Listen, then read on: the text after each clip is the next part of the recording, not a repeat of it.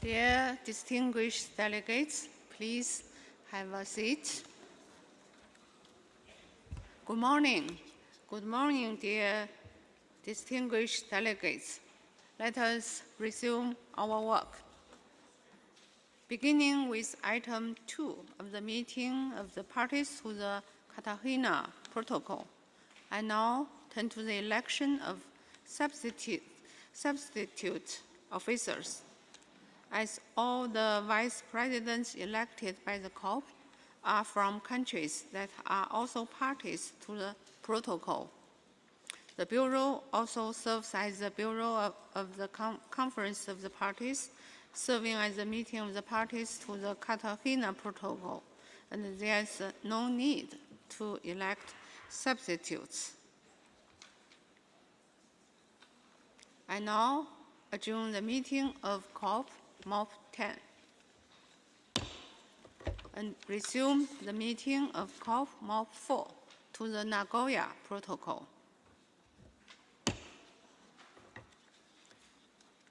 I now turn to the election of substitute officers under agenda item 2 of COP-MOP-4. Following the election of vice presidents of the Bureau earlier, the meeting of the parties to the Nagoya Protocol needs to elect substitutes for those newly elected members of the COP Bureau that represent a party to the convention, but not a party to the Nagoya Protocol. Accordingly, the regions concerned have submitted nominations of substitutes as follows.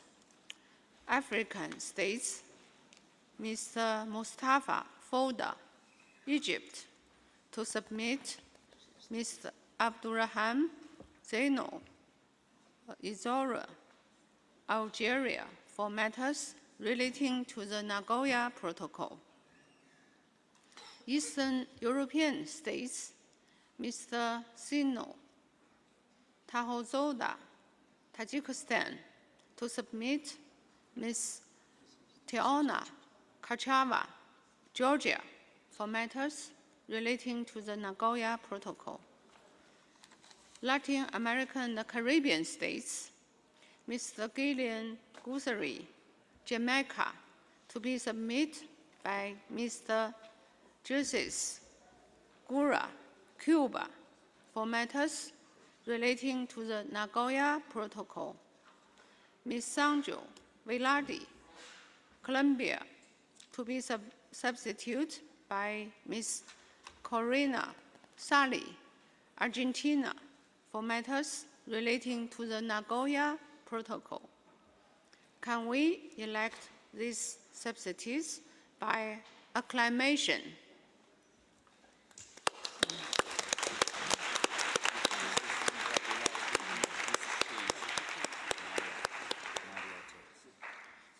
I see no objection. Therefore, they have been elected to the Bureau as substitutes for matters relating to the Nagoya Protocol.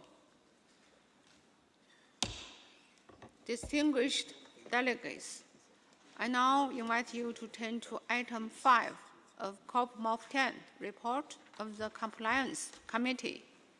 As you will recall, during the second part of its 10th meeting in December 2022, the Conference of the Parties, serving as the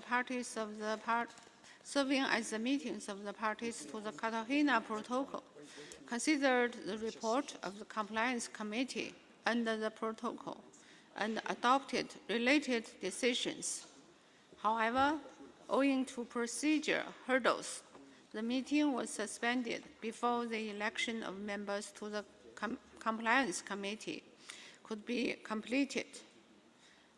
With the uncertainty over when the meeting would assume and to enable the committee to continue its important work over the intersessional period, the Bureau, at its meeting held in May 2023, agreed to extend until 31 December 2024 the terms of the members whose seats had been up for election.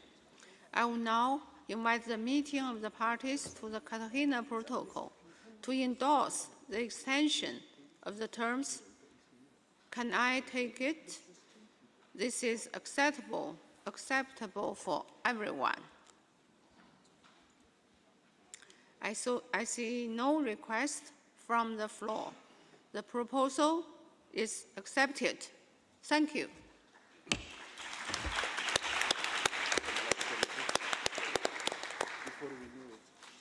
We will now take up item 5 of the COP-MOP-4 report of the Compliance Committee.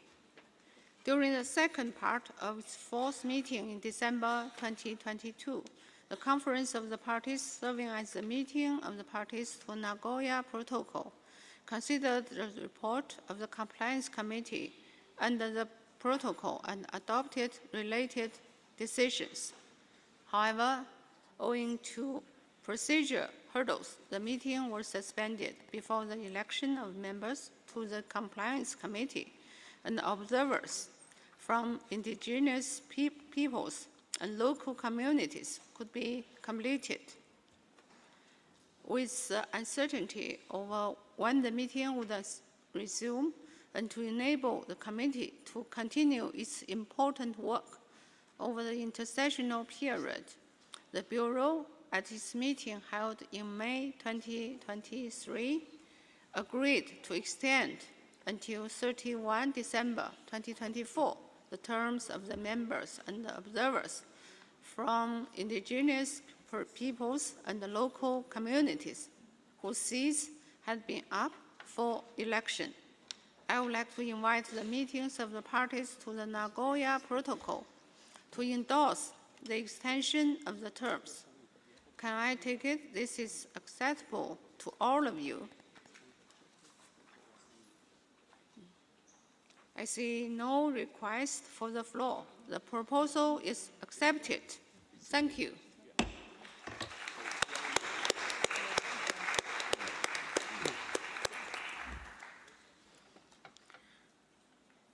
Dear distinguished delegates, I would now like to consider agenda item 5, date and venue of future meetings of the Conference of the Parties.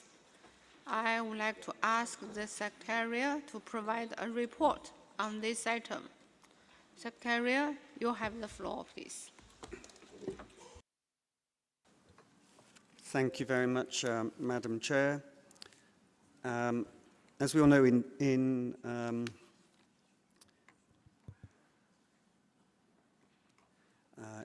its decision 1333, the Conference of the Parties decided that its 16th meeting, together with the 11th meeting of the Conference of the Parties, serving as the meeting of the parties to the Cartagena Protocol, and the 5th meeting of the Conference of the Parties, serving as the meeting of the parties to the Nagoya Protocol, would be held in Turkey. However, in July 2023, Turkey informed the Secretariat of its decision to withdraw from hosting and presiding over the 16th meeting, owing to a force majeure situation caused by the terrible earthquakes that had occurred in February 2023. This information was communicated to parties through notification 2023-82, issued on the 31st of July 2023. Following the guidance of the Bureau, the Secretariat has been undertaking consultations with a number of countries with a view of securing an offer as soon as possible. And there are active discussions continuing now with 2 parties, and we're also exploring other options. In the absence of an offer from a party over the next few weeks, the default meeting would be that the meeting would be held in Montreal at the seat of the Secretariat. And of course, the Secretariat is prepared to explore these options. Thank you, Madam Chair.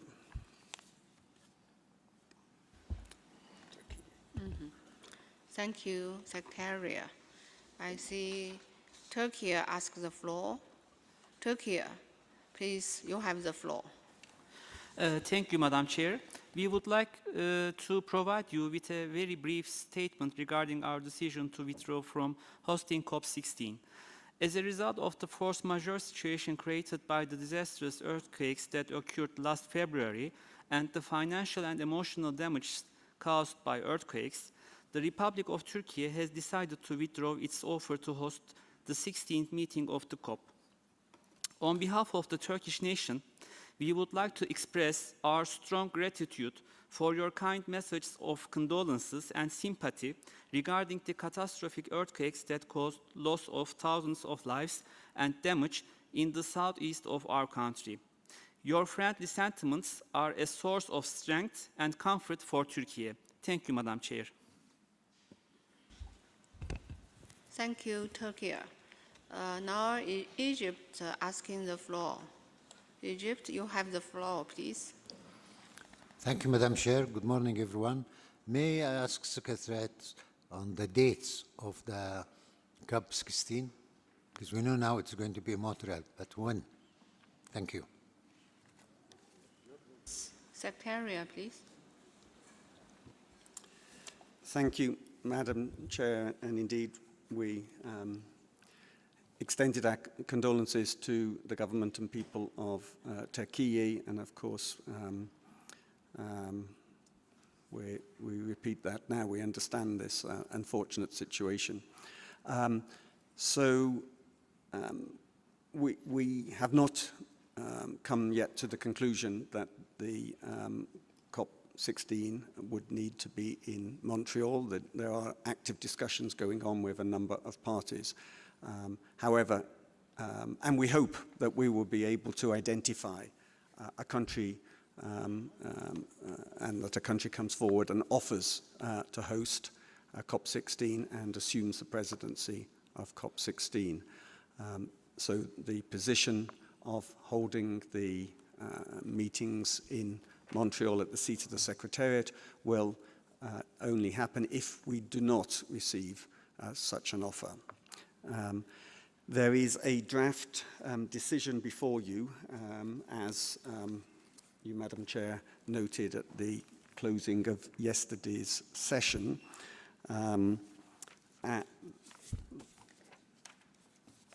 This is L36.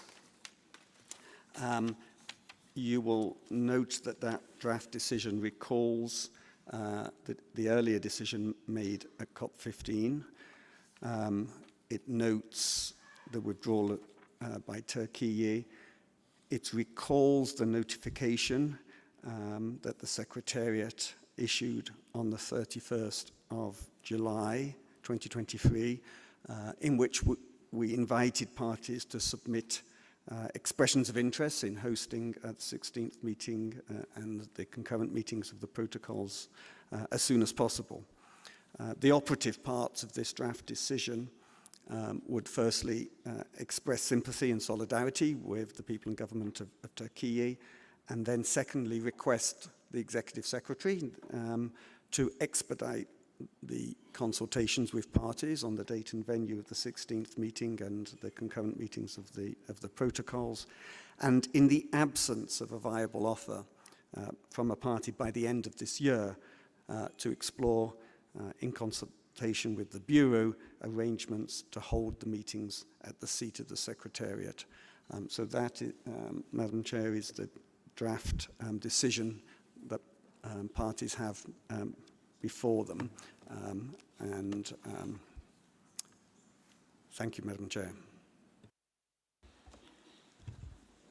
Thank you, Secretary. We have the floor, the request from the floor from Russian Federation. Russian Federation, you have the floor, please. Thank you, Madam Chair. Good morning, everyone. We are looking forward to receive information, the exact information on the year of the upcoming COP-16. But in accordance with the experience of COP-15, during which some delegations did not receive entry visas to Montreal in a due manner, we would like to have reflected in the report of this meeting on this agenda item that the hosting party of COP-16 must issue visas to all participants of the upcoming meeting in a due manner, which means not the day of the beginning of the meeting. Thank you very much.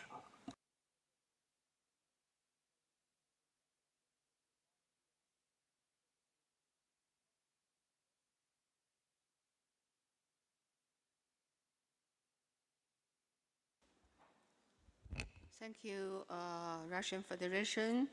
We have taken your note. Then a request from Canada. Canada, you have the floor. Thank you, Madam Chair. Canada is proud to host the CBD Secretariat. I'm conscious of the responsibility this entails and pleased to have been able to host the historic COP-15 in Montreal in December 2022. Multilateral agreements benefit greatly from the diversity of perspectives that is achieved through rotating significant meetings among countries and regions. So Canada does encourage other CBD parties to consider the leadership opportunities that hosting COP-16 offers and to help maintain the momentum following the historic agreement at COP-15. Thank you, Madam Chair.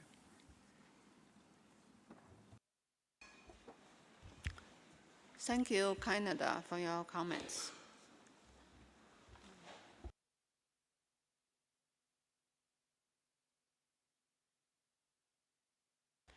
Secretariat, please. Thank you, Madam Chair, and I forgot to respond adequately to Egypt's earlier question about the dates. As we indicated in the notification issued on the 31st of July, we would intend to keep the dates to those that had been previously announced. That's the 21st of October to the 1st of November, or very close to those dates.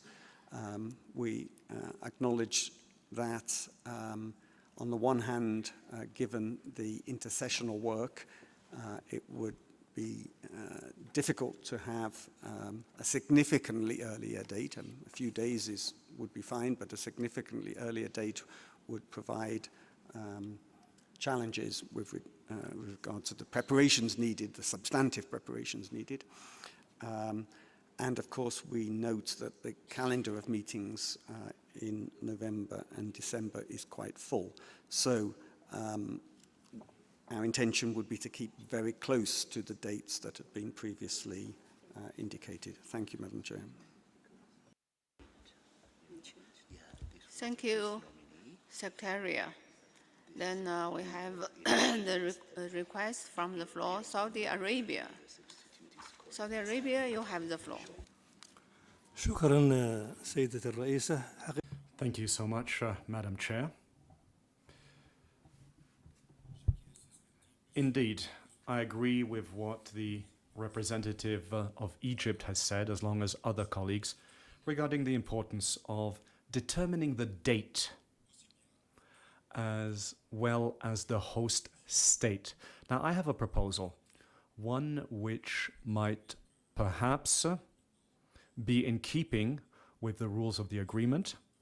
The Secretariat should send an invitation to all of the states parties regarding hosting the next conference. And I am sure that there will be responses to such an invitation by the Secretariat. And if this could be done as rapidly as is possible, that would only stand to be good. I'd like to seize this opportunity, now that I have the floor, to convey my gratitude to you. I would like to thank you for your presence here and for everyone's participation in this conference, especially that on desertification, which will be held in Saudi Arabia in December 2024. I wish us all great success. Thank you. Thank you, Saudi Arabia. Secretariat, please. Thank you, Madam Chair. And yes, just following the intervention of Saudi Arabia, just to note that an invitation has indeed been issued. It was issued to all parties on the 31st of July 2023, notification 2023-082. We can certainly perhaps issue a follow-up notification reiterating this. Thank you. Thank you, Secretariat.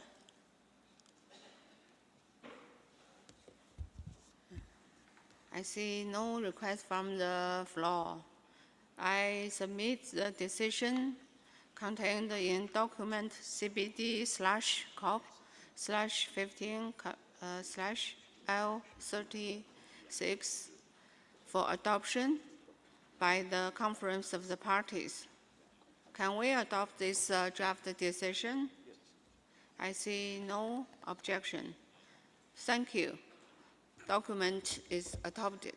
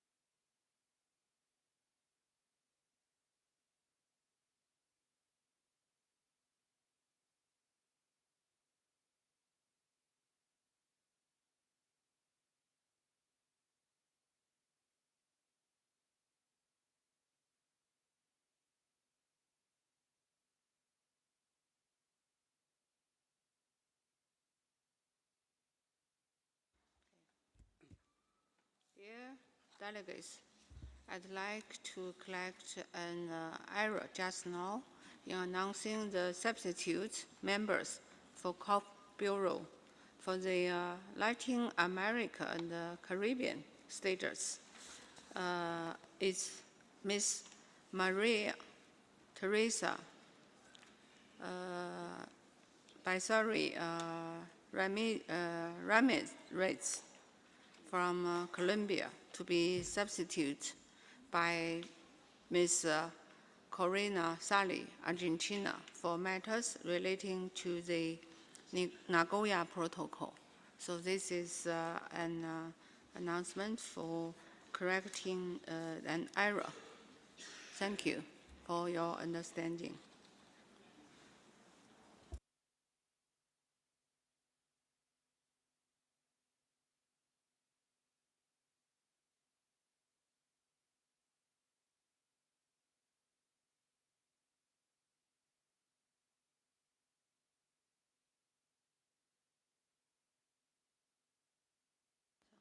Now I would like to give the floor to Secretariat. Thank you, Madam Chair. And as the Chair indicated yesterday following the election of Senka Baradunu, of Senka to the chairperson of Substan, Bosnia-Herzegovina is not a party to the Nagoya Protocol. Currently, there are no agenda items to be addressed under the Nagoya Protocol at Subster 26, and we don't therefore anticipate that this would be an issue. However, perhaps for caution, it would be wise to designate one of the other two members of the Subster Bureau from the same region to serve as an alternate or as a substitute if the case would be to arise, which we think is unlikely. This would be a suggestion that the parties may wish to consider, the parties to the Nagoya Protocol may wish to consider. Thank you, Madam Chair.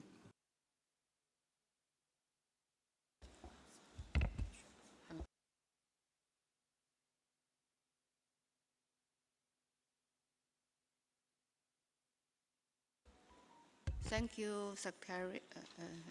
And I'd like to give the floor to Georgia. Georgia, please, you have the floor. Thank you very much, Madam Chair. As you know, both of the Bureau members from our region, Albania and Czech Republic, are parties to Nagoya Protocol. So we would like to nominate Mr. Jan Plesnik of Czech Republic to substitute Ms. Zenka Barudanovic for the Nagoya Protocol issues. Thank you very much.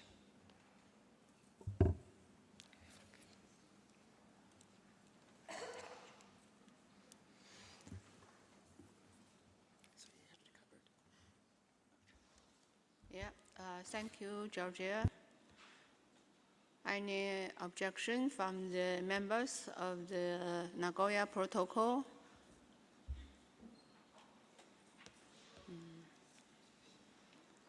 I see no objection, so decided.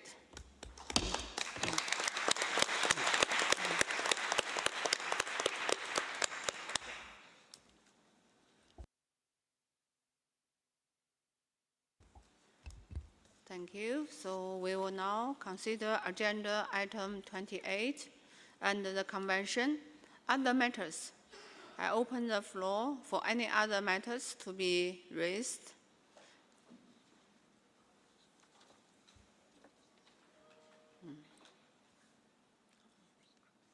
Okay, I see a request from Democratic Republic of the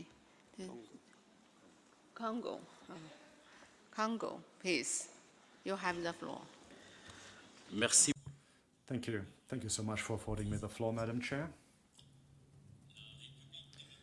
The DRC wishes to congratulate the People's Republic of China for its commitment, its steadfastness and perseverance in chairing the fate of the 50th Conference of the Parties to the Convention on Biological Diversity, which to this day is the longest in the history of our dear convention, from Sharm el-Sheikh in 2018 to Nairobi in 2023, via Kunming in 2021 and Montreal in 2022. The path has been a long and arduous one. 5 years have passed. The hopes of the whole world, including, of course, those of the DRC, are aimed and turned towards Montreal, or at least they were in December 2022, hoping to achieve a historic agreement with the adoption of the Global Framework for Biodiversity of Montreal Kunming, which was to be bold, balanced, with objectives and targets which were achievable. Now, unfortunately, these hopes were reduced to naught as a result of a type of injustice, dictatorship, an action of force in pushing through the Global Framework for Biodiversity of Montreal and Kunming, and the decisions aimed at its implementation. The wounds of the DRC remain fresh, and we cannot forget what happened, for we are a democratic, peace-loving country, one wedded to the values of equality and justice. Indeed, on the 19th of December 2022 in Montreal in the morning, when the meeting, which was to close the second part of COP-15, was about to open, the President said that the decisions regarding the adoption of the Montreal Kunming Global Diversity Framework and its implementation were to be adopted following analysis of document, going from document to document. This meant that the decision on the global framework was to be adopted first before all of the other ones. This wasn't the case, however. No, quite the contrary. It's a subsequent decision which took pride of place. And this ran counter to the rules of procedure of the Conference of the Parties and counter to the procedures which had been announced. The adoption of the documents took place without the necessary consideration and analysis, despite the fact that the DRC had requested incorporation into the decision on the mobilization of resources of a paragraph which called for the implementation of Articles 20, 21, and 39 of the Convention. This was categorically rejected without any basis or any grounds provided. Indeed, Article 39 of the Convention on Biological Diversity underscores that the Global Environmental Fund is a provisional mechanism. However, it's been 30 years now that the provisional and temporary has morphed into something lasting and definitive. And given the fact that Article 21 of the Convention provides for the creation of a task fund dedicated to biodiversity, the DRC had asked for an exercise in consideration regarding the rules and procedures, the means to set up such a global fund under the aegis of the Convention. Despite the fact that we underscored and stretched this, with the support of other states such as Uganda and Cameroon, the President did not take this into account. This in brazen violations of Rules 34, 40, 41 of our Conference of the Parties. Now, if this is to become and serve as a precedent, this will be something that the DRC is going to have to address as required. We would not want to see our Conference of the Parties turn into a forum where positions are rammed through by force. We would champion respect for the rules of procedure, respect for the principle of consensus, taking into account of all positions and all parties. We don't have small parties and big parties. We don't have former parties and future parties. No, all of us are equal parties. And I would ask that in the future, such a principle of equality, of fairness, of justice, of transparency prevail. I thank you.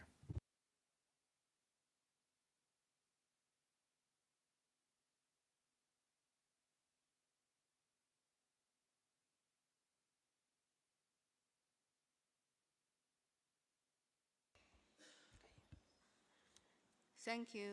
Thank you, Democratic Republic of Congo. We have taken note of your comments. Our priority is to implement Kunming Montreal Global Biodiversity Framework. We will ensure that every parties will make contribution for this implementation And thank you again for DRC for their contribution for this GBF. Thank you again. Okay, so I see a request from floor, Ukraine. Ukraine, you have the floor, please. Thank you, Madam Chair. First of all, good morning, colleagues. We would like to express the sincere gratitude to the Secretariat for their efforts aimed at preparing this resumed session of COP-15, as well as to the government and people of the Republic of Kenya for their hospitality and readiness to welcome us in their beautiful capital city. This delegation would also like to congratulate the newly elected members of the COP Bureau and Substa Chair. We wish you all the best in your future endeavors. Dear colleagues, as we all witnessed yesterday, the process of the election of the mentioned officers was disturbed by the case of unjustified politicization. The Russian Federation has blocked the election by acclamation of Substa Chair and COP Bureau members from the CEE and VEOG, whose candidates have been agreed by the regional group. Instead of behaving in the spirit of compromise, the mentioned country again showed its disrespect to well-established practices, to the technical nature of the process, and to us, dear colleagues. For this delegation, it was ridiculous to see an attempt of the minion of Kremlin regime to be elected to the position of Substa Chair and COP Bureau member. We are glad that the truth has prevailed and the Russian Federation has lost again. Dear colleagues, while Russian delegation is trying to persuade us that they are worried about environment, the environment of Ukraine and Europe is suffering because of the insane war of aggression of the Russian Federation against Ukraine. Russian war of aggression affected wildlife and natural habitats. The aggressor destroys the habitats of rare species of animals and plants that we have undertaken to protect. This concerns not only Ukraine, but also have negative consequences for wider European region and globally.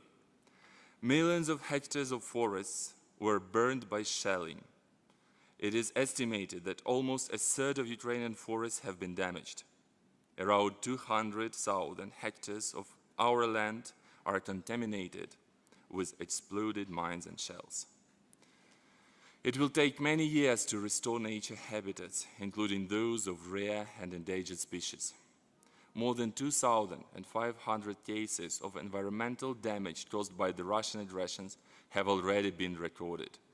The Prosecutor's General Office is investigating 14 cases of ecocide, including 252 cases of environmental war crimes.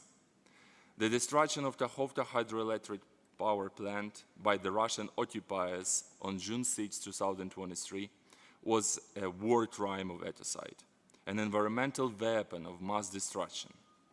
We call on the international organization, the global environmental protection community, and policymakers to keep this Russian crime of ecocide high on their agenda. Russia's aggression against Ukraine has already caused more than $57 billion in environmental damage. 10 national parks, 8 natural reservoirs, 2 biosphere reserves remain under Russia's occupation. All above mentioned figures are not final yet. To conclude, I would like to express the deepest gratitude to all of you for the lasting support and assistance. Ukraine's counteroffensive is going well. Evil will lose, as it happened yesterday and as it happens always. Soon, we will concentrate on the restoring of the environmental of Ukraine, including the unique ecosystems of my beautiful Crimea. The truth always wins. Very soon, all those minions of Kremlin regime responsible for crimes against my beautiful country will be brought to justice in The Hague. I thank you. I see a request from the floor from Russian Federation. Russian Federation, you have the floor. Thank you, Madam Chair. we once again stress that it wasn't the Russian Federation who started this unprecedented political dispute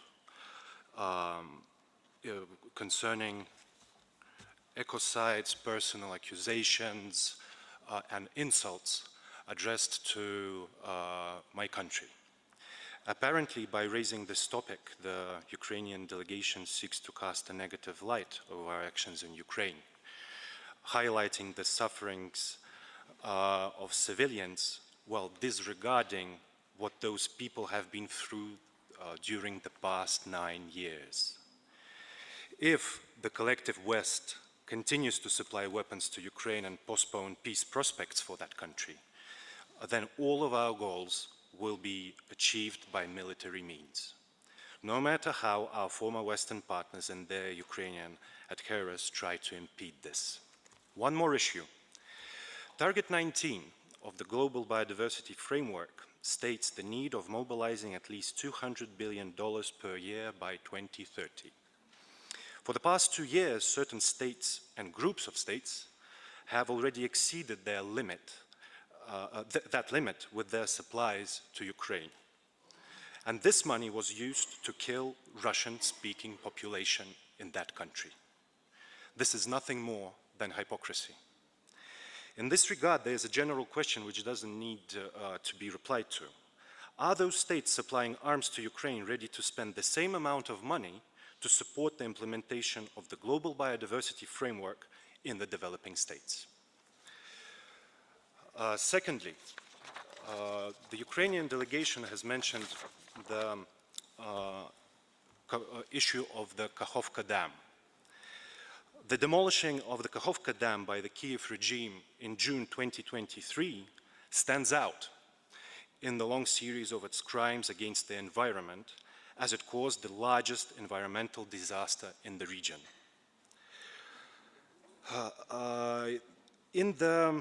After that crime, water affected the area of 280,000 hectares, which is greater than the territory of Luxembourg.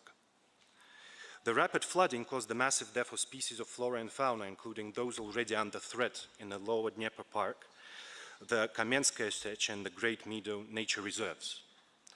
Due to a sharp drop in the Kakhovka Reservoir water level, almost the entire fish population, and that is 43 freshwater species, were lost.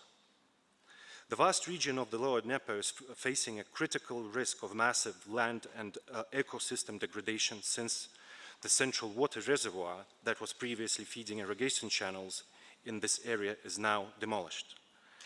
And this has been done by the Ukrainian regime with the active support of the West. My delegation once again regrets all accusations which we have heard from the Ukrainian delegations, and once again calls not to politicize this important meeting. Thank you.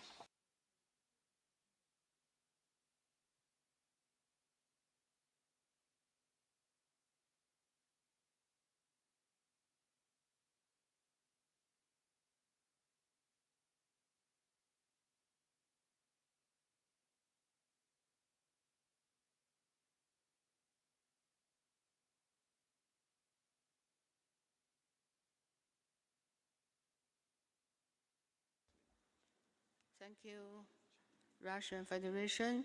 I see Ukraine ask the floor again. Please, Ukraine, limit your speech in 3 minutes. Thank you, Madam Chair. We have asked the floor to exercise our right of reply to the statement of the Russian delegation. We consider the intervention of the Russian delegation as nothing else but the attempt to spread their false propaganda and lies. As usual, their statements and requests have no legal grounds and are worth nothing. Again and again, the minion of Kremlin regime try to disturb our extremely important work. For 20 months, criminal authorities in Moscow have been trying to destroy the unique ETH system of my country. By their actions, they are creating the largest environmental crisis in modern history. Even more, this cruel and insane regime tries to threaten the entire global community with the nuclear weapons. They want us to give up, to forget about our dreams and goals. They are ready to destroy the entire humanity for only one reason, to create their neo-colonial empire.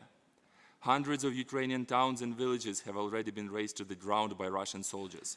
Many rivers were polluted.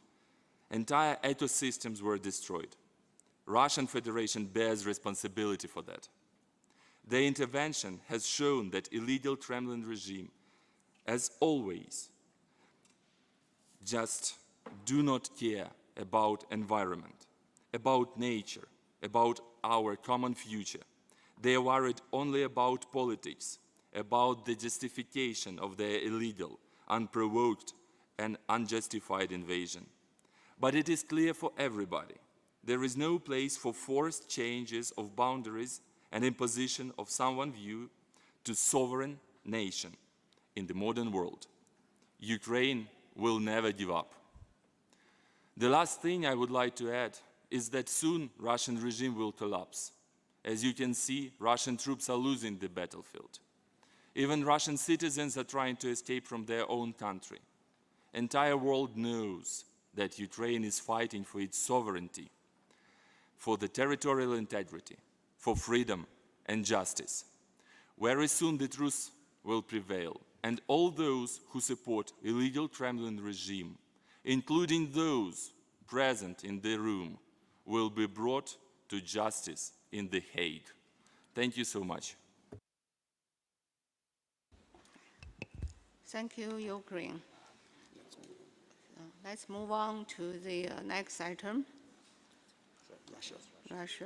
Okay. I see Russia Federation asks the floor. Please limit your intervention in 3 minutes. I declare that this is the last intervention between these two countries. Thank you for your cooperation. Russian Federation, you have the floor, please. Thank you, Madam Chair. Once again, everyone sitting here in the room are now witnessing the unprecedented way of politicization of the process by the Ukrainian delegation. The last intervention had nothing to do either with the Convention on Biodiversity or with the agenda items which are under consideration during the second part of the of COP-15. But if this has already started, my delegation has no other option but to reply. So I will continue. Efforts in searching for a peace formula in Ukraine would surely be more effective if Ukrainian nationalists and neo-Nazis were not violating the international humanitarian law by using their people as human shields. Of course, that looks particularly appalling in the attempts of the Kyiv regime and collective West to ignore the criminal offenses that Ukrainian armed forces and nationalist battalions have been committing for years against the people of Donbass. Evidence of international humanitarian law violations by Kyiv and its targeted attacks against civil facilities are multiplying day by day. All these cases with the engagement of civilian objects have happened due to placement of Ukrainian air defense system in residential quarters, the apartment buildings and infrastructural objects, which are time to time hit by rockets of the Ukrainian air defense. In this battle, until the last Ukrainian people are used as cannon meat. This is the case why mothers and wives of the Ukrainian soldiers would address the Russian ombudsperson for human rights and request to keep their loved ones on our territory, on the territory of the Russian Federation, so that they are not made to fight again. Everyone who is sober-minded can see that there are hostilities not just between Russia and Ukraine. All those mercenaries who are now fighting on the side of Ukraine also are not acceptable. Once again, what is happening now in Ukraine and was happening before, before we began the special military operation was nothing but, rather than ethnic cleansing. Ethnic cleansing is what German Nazis plotted against my country back in the day. And now their descendants, in violation of the constitution of their homeland, are again sending tanks to kill Russians. Please stop. Your time is running out. We have to move on. Thank you for your cooperation. Delegations, I adjourn COP-15 and resume.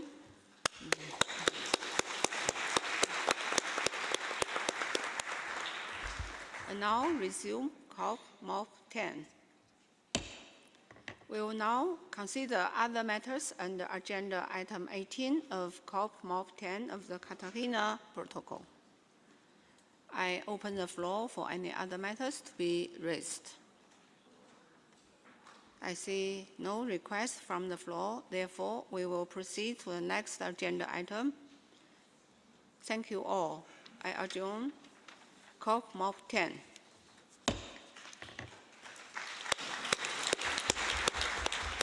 I now resume COP-MOP-4. We will now consider agenda item 17 on other matters under the COP-MOP of the Nagoya Protocol. I open the floor for any other matters to be raised. I see no request from the floor. Thank you all.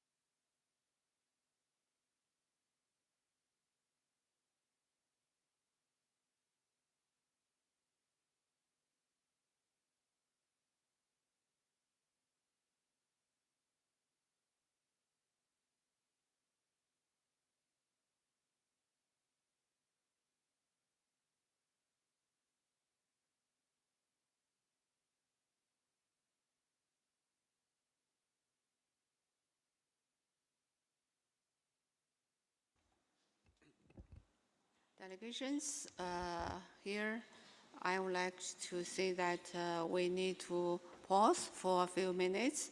Then we will move on the next item, the adoption of the report. Please sit at your seat for a few minutes. Thank you. Thank you so much.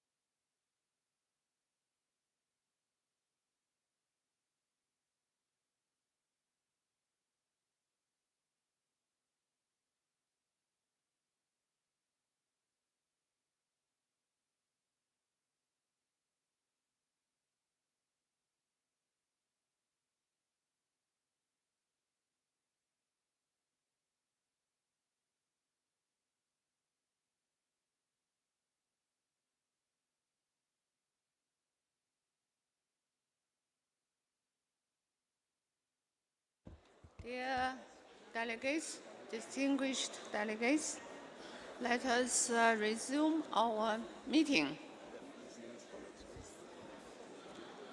Please be seated. Thank you.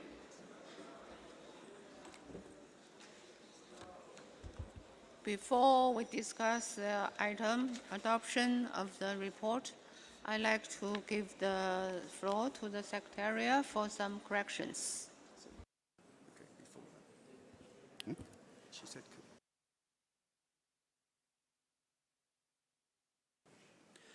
Thank you, Madam Chair. This is just to update you with the status of credentials. Yesterday, during the course of the first session of the meetings, the Secretariat has received one more credential, and therefore now the number of valid credentials is 134 for the parties represented here, for the parties to the convention, and it's 123 for the parties of the Cartagena Protocol on Biosafety, and 105 for Nagoya Protocol. Thank you, Madam Chair. Thank you, Woku. Then David, please, you take it. Thank you, Madam Chair. So just two corrections to the draft report that is before you. In paragraph 37 of the report, which is on page 6 of the English version, there's an additional name that should not be there. It's a name you'll recognize very much, Mr. Basil Van Have of Canada. So that name should simply be omitted from this list of elections to members of the Bureau. Then there's a minor error on paragraph 72, which refers to, in parenthesis there, a document of the COP-MOP of the Cartagena Protocol. In fact, the reference should be to CBD COP-15 Add 5 Annex 2. It's exactly the same document, actually. It's just the reference to it is incorrect. And in paragraph 178, there is a reference to a contact group co-chaired by Carlos Albuquerque, and the affiliation there should be Portugal in place of European Union. Thank you, Madam Chair. Thank you, David, for those corrections. So let's move on to the next item. Let us continue. Oh, well, I see a request from the floor. Georgia, you have the floor, please. Thank you very much. I would like to refer to the agenda item 2, Organizational Matters, A, Election of Officers, paragraph number 31, which says, explained that the parties of the region had been unable to reach consensus on the nominees and had therefore held a vote which had resulted in the selection of nominees presented. And here we would like to add in the selection of the nominees presented, supported by the overwhelming majority of the region. Thank you very much.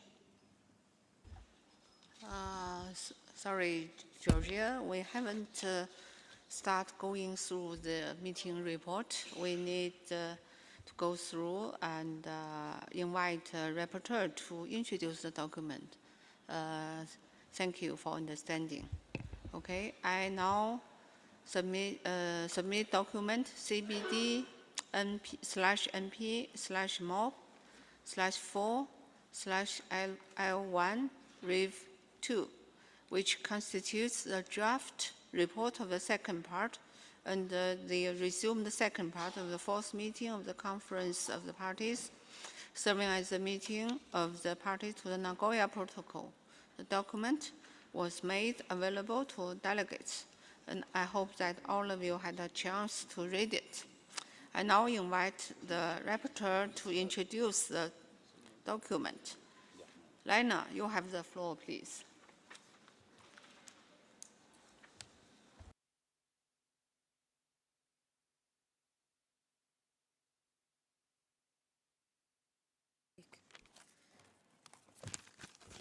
شكرا سيدتي الرئيسة.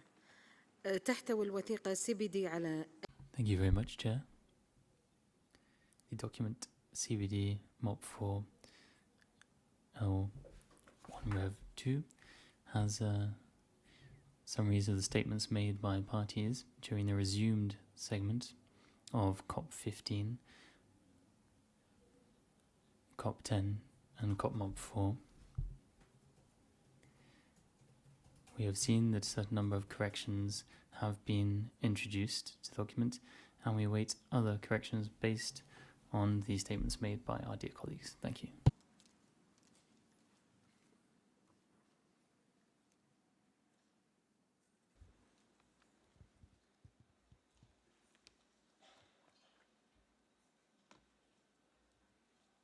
Thank you. So I open the floor. No. Which one? So,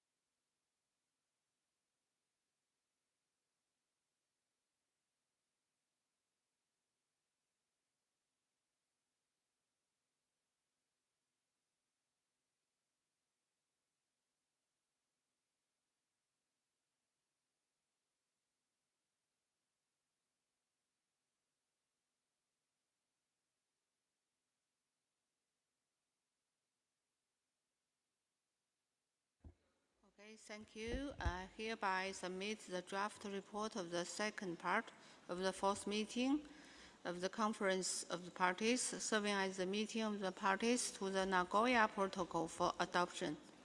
I propose that we review the report section by section. Are there any comments for the introduction? Are there any comments for the B attendance? No.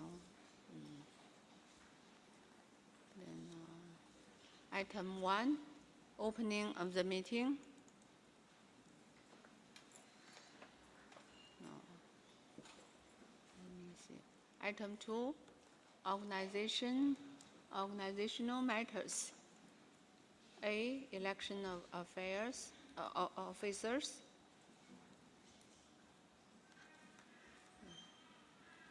Georgia. Okay. Georgia, Thank you you very have the much. floor.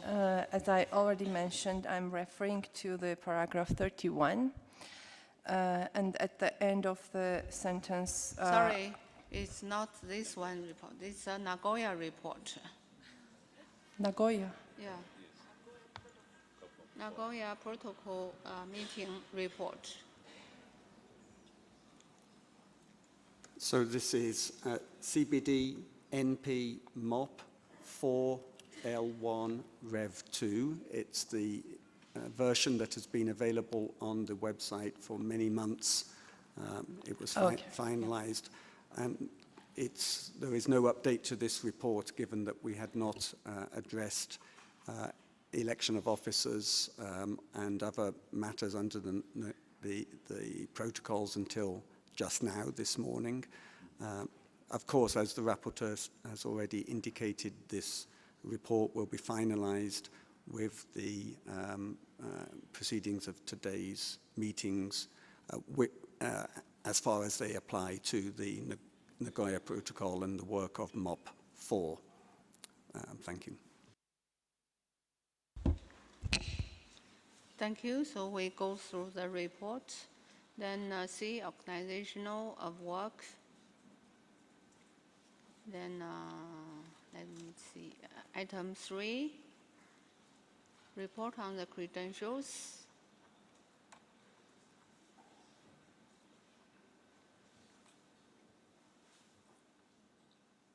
Item 4.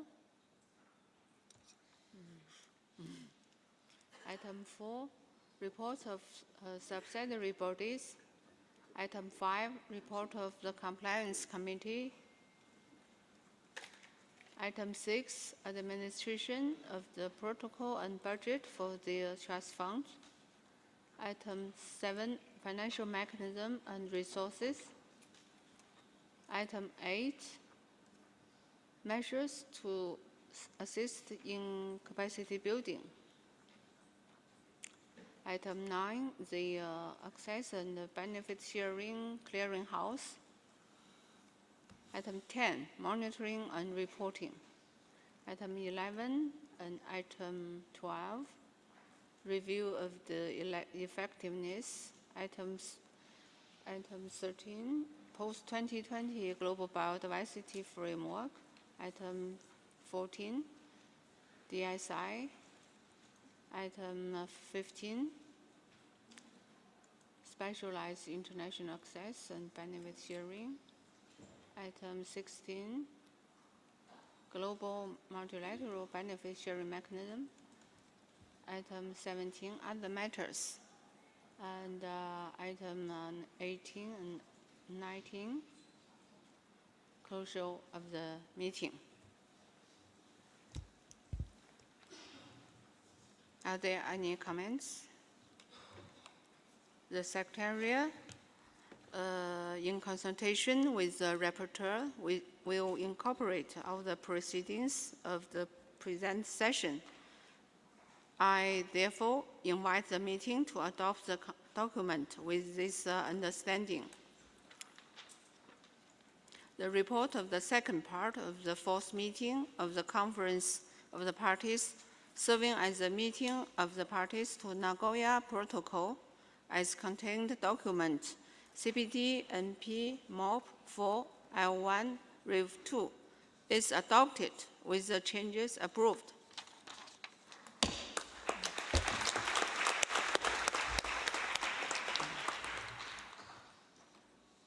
Thank you.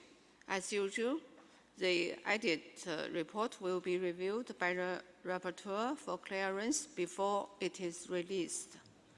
I now adjourn COP-MOP-4 and resume COP-MOP-10.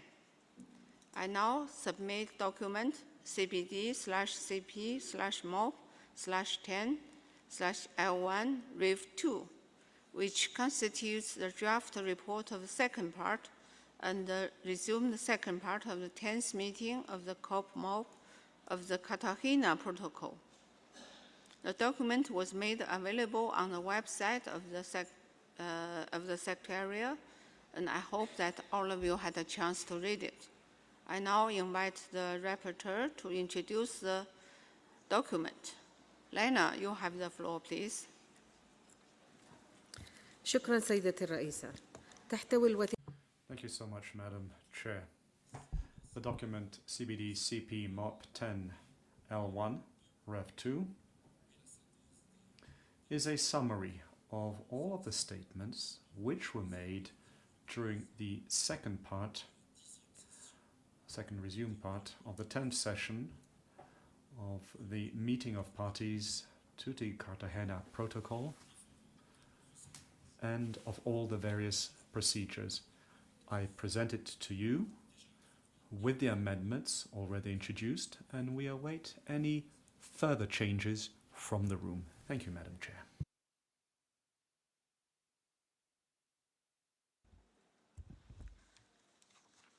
Thank you, Lina. I would like to submit a report. And are there any comments for the report? We're going now go through section by section. If you have any comments, you can ask the floor.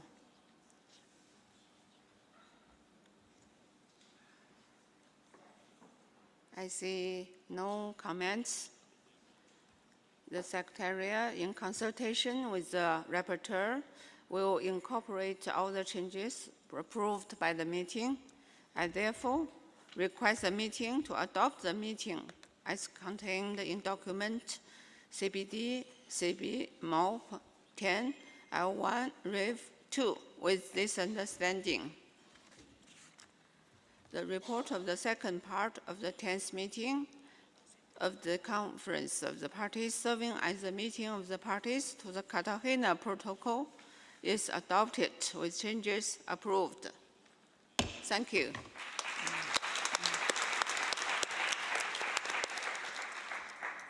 As usual, the report, once it is edited, will be reviewed by the Rapporteur for clearance before it is released. I now adjourn COP-MOP-10 and resume COP-15. I now submit document CBD COP-15 Part 2 L1 Rev 2, which constitutes the draft report of the second part and resumed the second part of the 15th meetings of the Conference of the Parties. The document was available on the Secretariat's website for your review, and I hope that all of you had a chance to read it. I now invite the Rapporteur to introduce the document. Lina, you have the floor, please. شكرا سيدتي الرئيسة. Thank you indeed, Madam Chair. Document CBD/COP/15/Part2/L1/Rev2 contains summaries of the statements made during the second part and the resumed second part of the 15th meeting of the Conference of the Parties and matters regarding the organization of the meeting. I'm submitting the document for adoption with the understanding that today's proceedings and approved changes will be incorporated into the final report. Thank you, Lina. I hereby submit the draft report of the second part and resume the second part of the 15th meeting of the Conference of Parties as contained in document CBD COP-15 Part 2 L1 Rev 2 for consideration and adoption. I propose that we review section by section. Are there any comments on page 1, introduction? Then organizational matters. Yeah. Item 1, opening of the meeting. Item 2, organizational matters. A, election of officers. Yeah. I see Georgia asking the floor. Georgia, please, you have the floor. Thank you, Madam Chair, and I guess this is the right report I'm referring to. It's paragraph 31, And at the end of the paragraph, I would like to ask to add presented and supported by the overwhelming majority of the region. Thank you very much.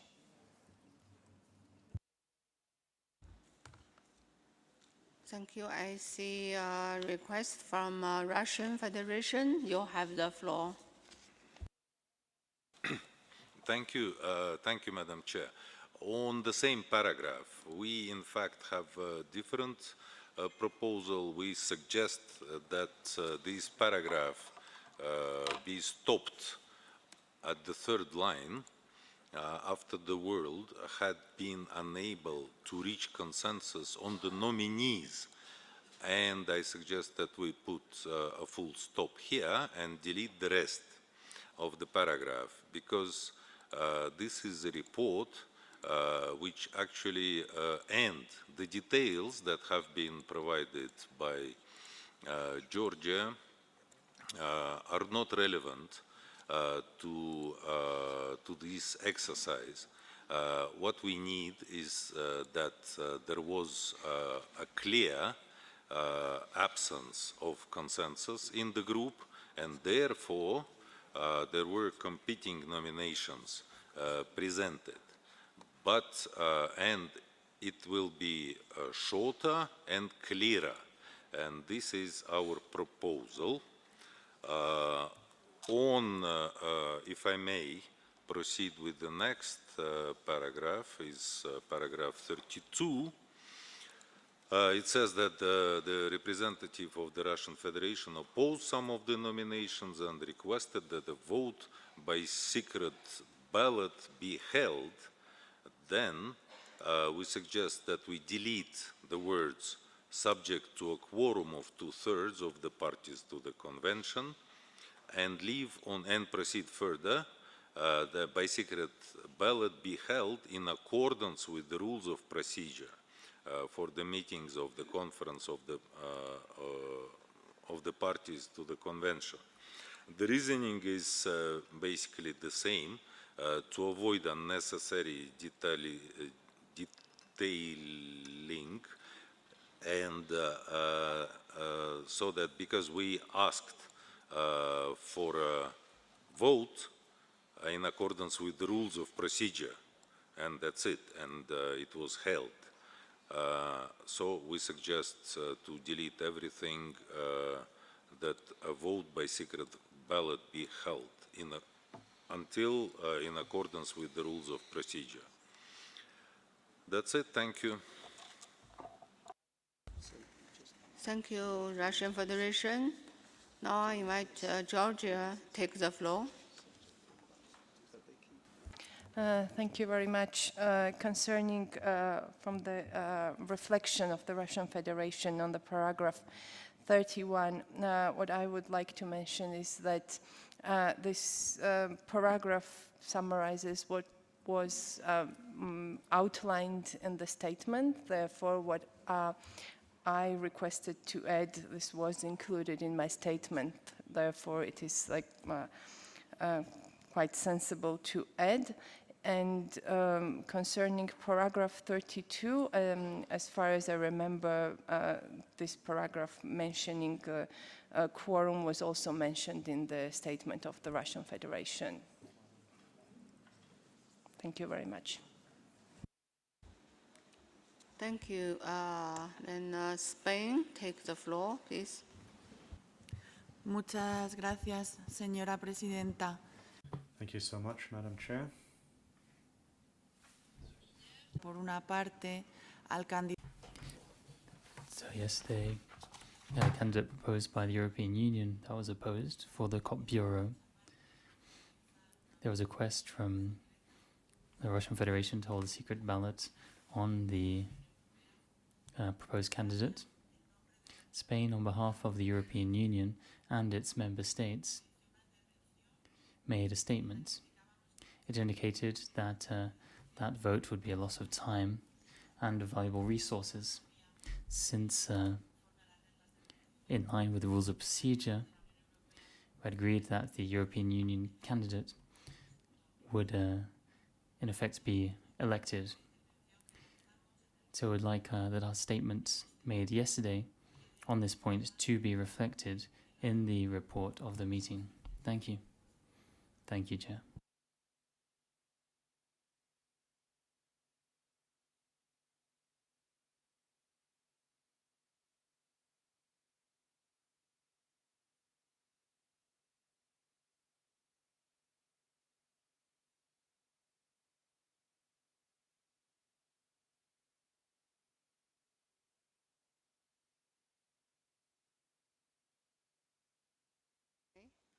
Russian Federation, you ask the floor, please. Thank you. Okay, I didn't quite understand what Spain was saying, but I understood that they were objecting to the deletion from paragraph 32 of the word subject to a quorum of 2/3 of the parties of the convention. Then, in a spirit of compromise and consensus, then we could agree with keeping this. We thought, honestly, we thought that it would be right to make the text shorter and clearer, but okay, if Spain insists, it's okay. We will be happy to agree with them. Now, on paragraph 31, in fact, yes, Georgia mentioned everything that she said. However, in our understanding, the Bureau member speaking on behalf of the group should stick to the agreement or the situation, the factual situation in the group, rather than presenting the political preferences that they have. And we also could, in a spirit of compromise, we would suggest that the Bureau member from Georgia, speaking in her national capacity, said whatever it is, whatever they want to say. And also in addition that the Russian Federation disagreed with that. Then it would reflect the reality. Because there was no unified view and agreed view of the group of the Eastern European states, and so it would be a reflection of facts, and we think that we should not waste time on this anymore. Then, what I suggest is the following text: the Bureau member from Georgia, speaking in her national capacity in presenting the nominations for the Bureau from the Central Tribunal and unable to reach consensus on the nominees, yes, had therefore held, whatever it is here, resulted in the selection of the nominees presented, while the representative of the Russian Federation objected to that statement. Thank you.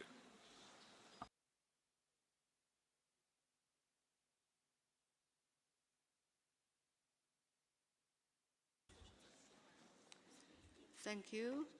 I think we need to have pause for a moment to consult with that. Thank you, delegations.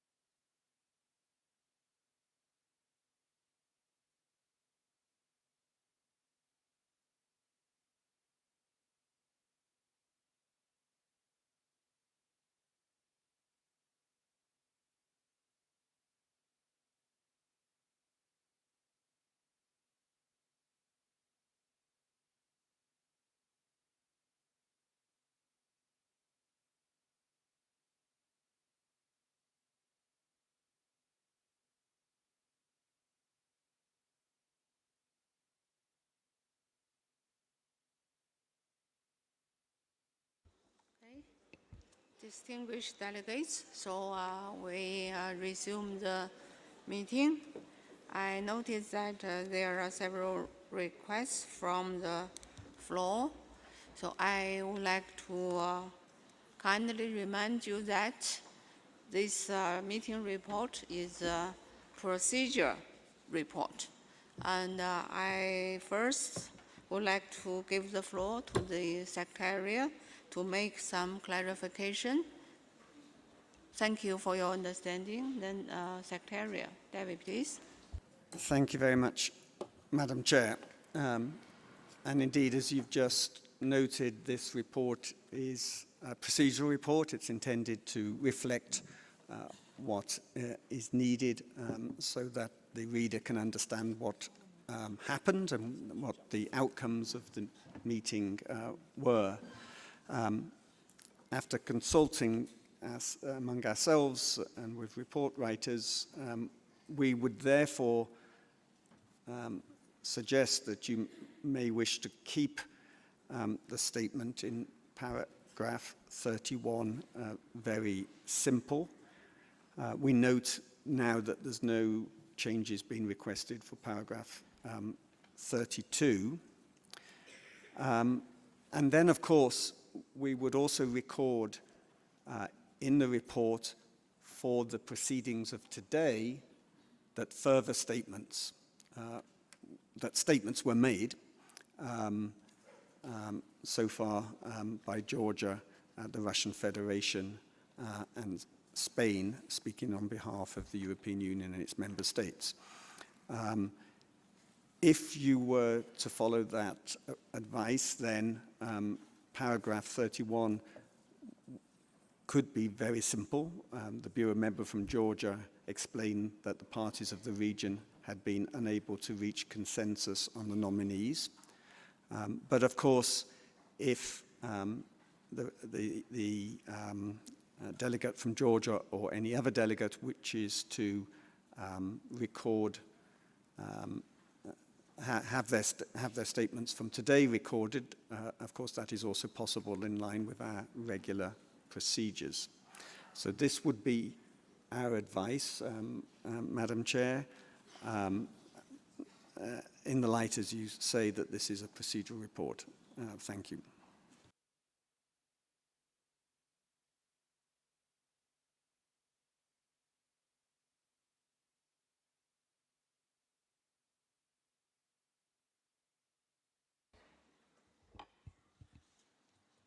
Thank you very much, Secretariat, for your advice. So I hope that the delegates can understand that the meeting report is a procedure report. And I note that there are several requests from the floor. Spain, you take the floor, please. Muchas gracias. Yes, thank you very much, Chair. I would like to thank the Secretariat as well for the explanations provided. I just wanted to ensure that what we say is correctly reflected. I would just like to ask for a clarification. My statement was not referring to paragraph 31 nor 32, nor any of the proposals which were made. Perhaps it would fit better in paragraph 38. Indeed, what we are asking is that it's reflected that yesterday, on that item of the agenda, we made a statement, and perhaps reflect also the content of that statement. We expressed that a vote on the candidate nominated by the European Union would not really have any meaning and would just be a loss of time because the outcome was already known. And that's in line with the application of the rules of procedure. Thank you very much, Chair.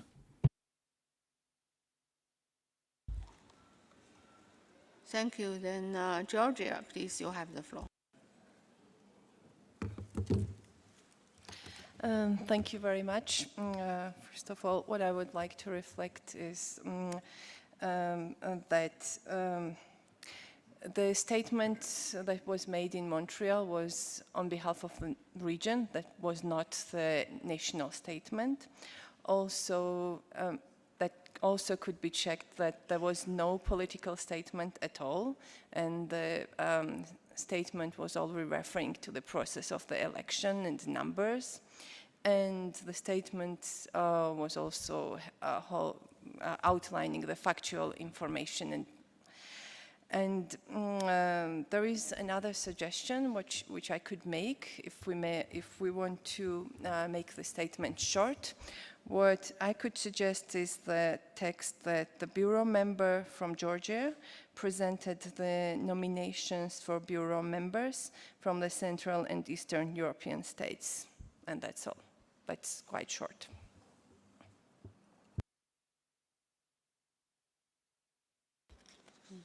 Thank you, Georgia. Then please check, you have the floor. Thank you, Madam Chair, and just very shortly to support what just being presented by the representative of Georgia, and we just reiterate that the statement made during this agenda item was on behalf of the clear majority of the region and stick to factual things. So we just support the proposal made by Georgia to keep this sentence very, very short and limit to just what was proposed by Georgia. Thank you very much.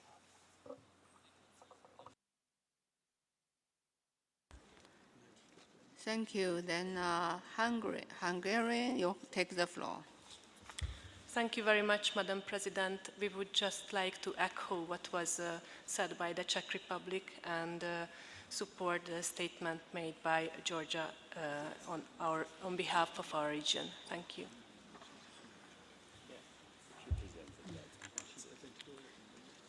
Thank you. Then Estonia, you take the floor. Thank you, Madam Chair, for giving us the floor. It is our standing that the report should state the facts. We agree, of course, with this, and it is also a fact that Ms. Tiona is the representative of our region and therefore speaking on behalf of the region, and we support her proposals. Thank you very much. Thank you. Then Russian Federation, please, you take the floor. Thank you, Madam Chair. Could I ask you to read out the latest proposal by Georgia, the short version, please, or the Secretariat, whoever has it. Thank you.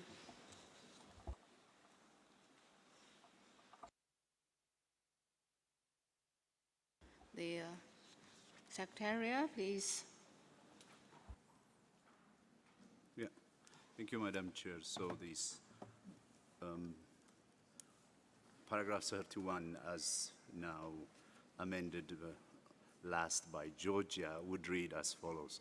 The Bureau member from Georgia presented the nominations for Bureau members from the Central and Eastern European states. Full stop. End of the paragraph.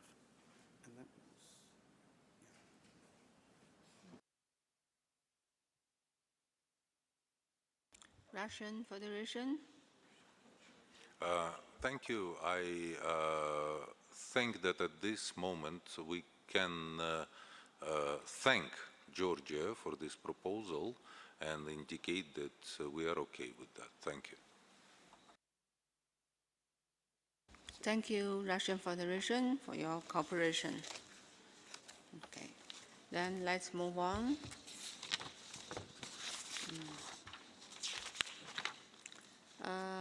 B, adoption of the agenda. C, organization of work.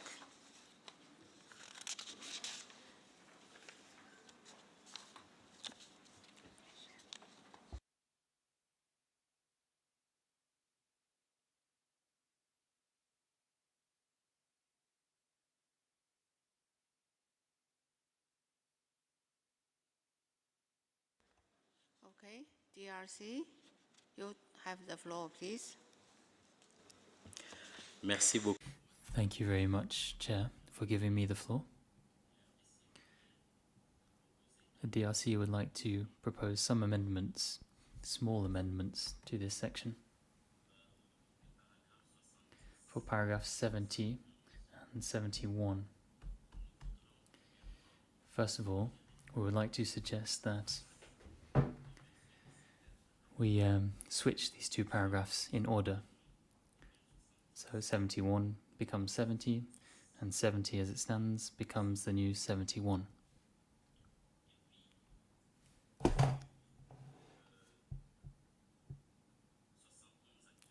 Now on 71 as it currently stands, at the end of the paragraph, we have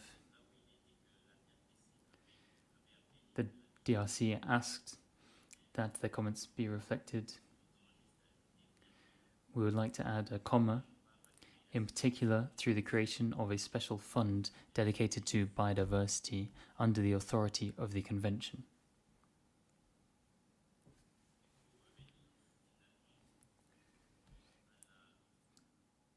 And that would be at the end of 71. Now on paragraph 70, we would like to propose, because it's what's said and what happened in Montreal, just to really come back to the facts here. In paragraph 70, we suggest Uganda requested the insertion in the minutes or the report of the meeting that several sections were not in line with what was proposed for the adoption of that mentioned paragraph 68.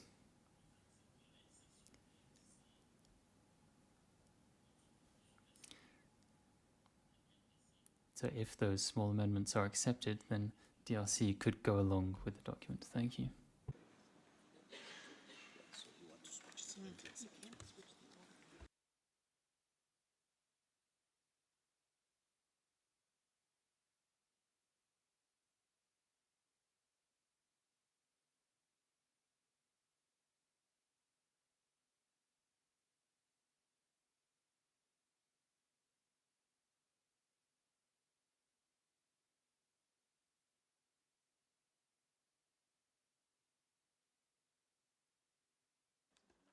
Thank you, DRC. Then I give the floor to Secretariat. Thank you, Madam Chair. We note the additions to paragraph 71. We note the suggestion to amend paragraph 70, which was, however, referring to a statement made by Uganda.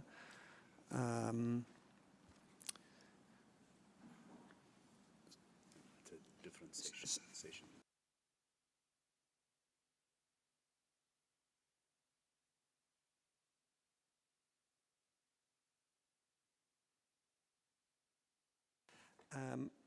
I just note a difficulty in reversing the order because the existing paragraph 70 is referring to a statement made at the 4th plenary session on the 19th, whereas the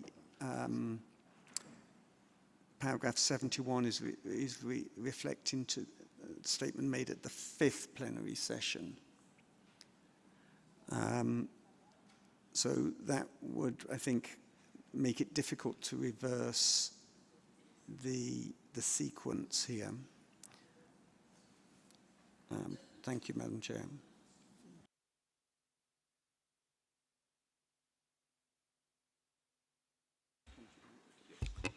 Thank you, David. So DRC asks the floor. DRC, please, you have the floor. Merci. Yes, thank you, Chair. I would also like to thank the Secretariat for the clarifications provided. That being said, though, we would ask for paragraphs 70 and 71 to stay as they are, and then the addition of another paragraph after paragraph 71.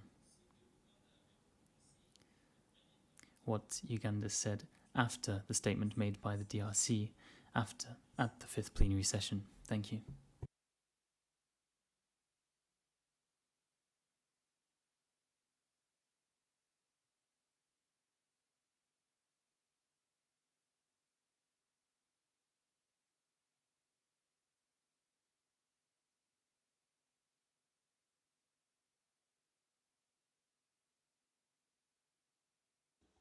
Thank you, DRC. We need to pause for a few moments. Thank you, delegates.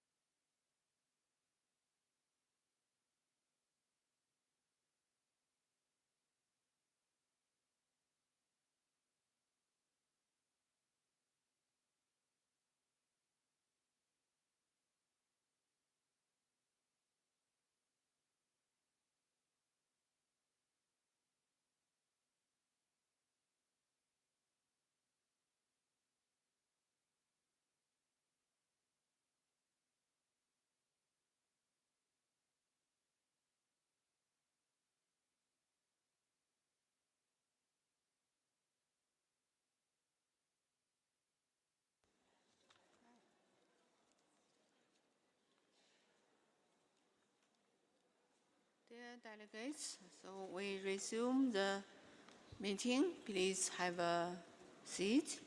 Then I see a request from the Cameroon. Cameroon, you take the floor, please. Merci, Madame la Présidente. Thank you, Chair.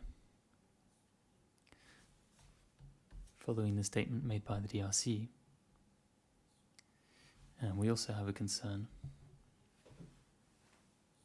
Perhaps we can make a contribution.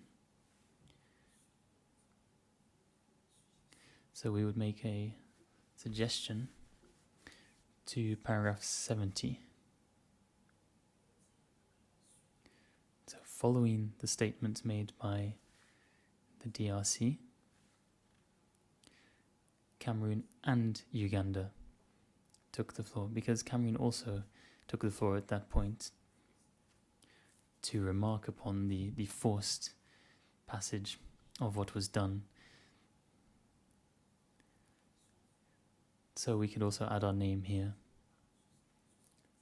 So in paragraph 70, it would be following the intervention of the Cameroon and Uganda, and the rest, no change.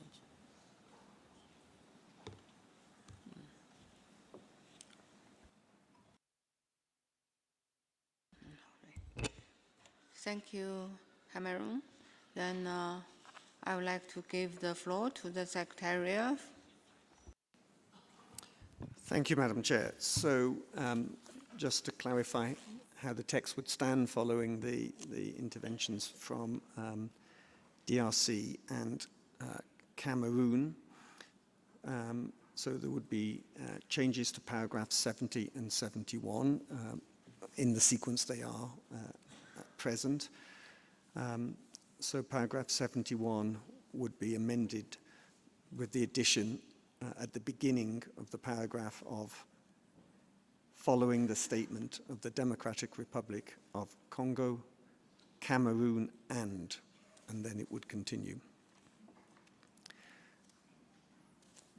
And in paragraph 71, we add at the end of this paragraph, comma, in particular through the creation of a special fund dedicated to biodiversity under the authority of the Convention. So those would be the only changes made according to our understanding. Thank you.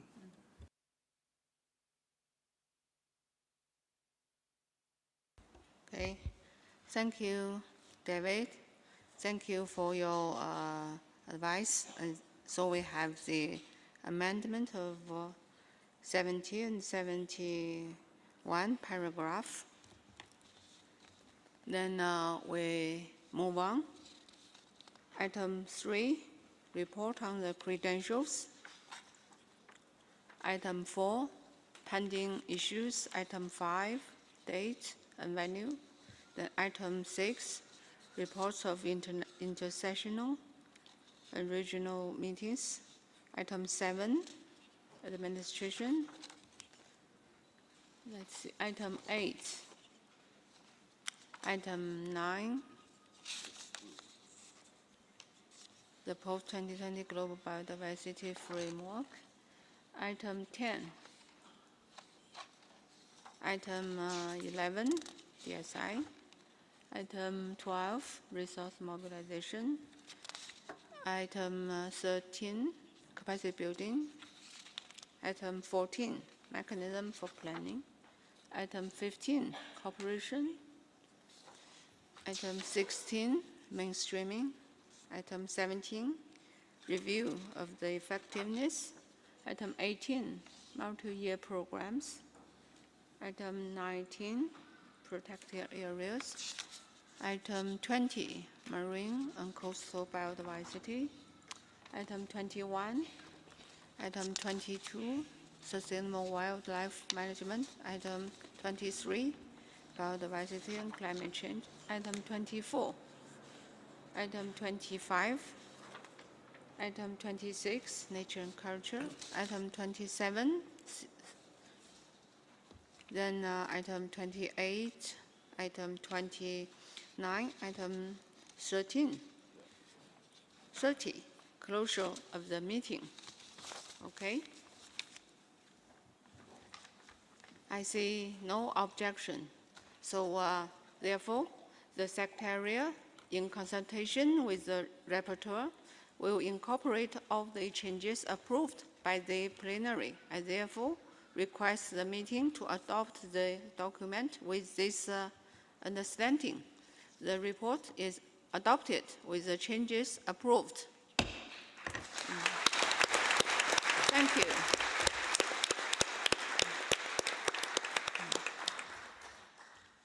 Thank you. As usual, the edited report will be reviewed by the rapporteur for clearance before it is released. Thank you. Now,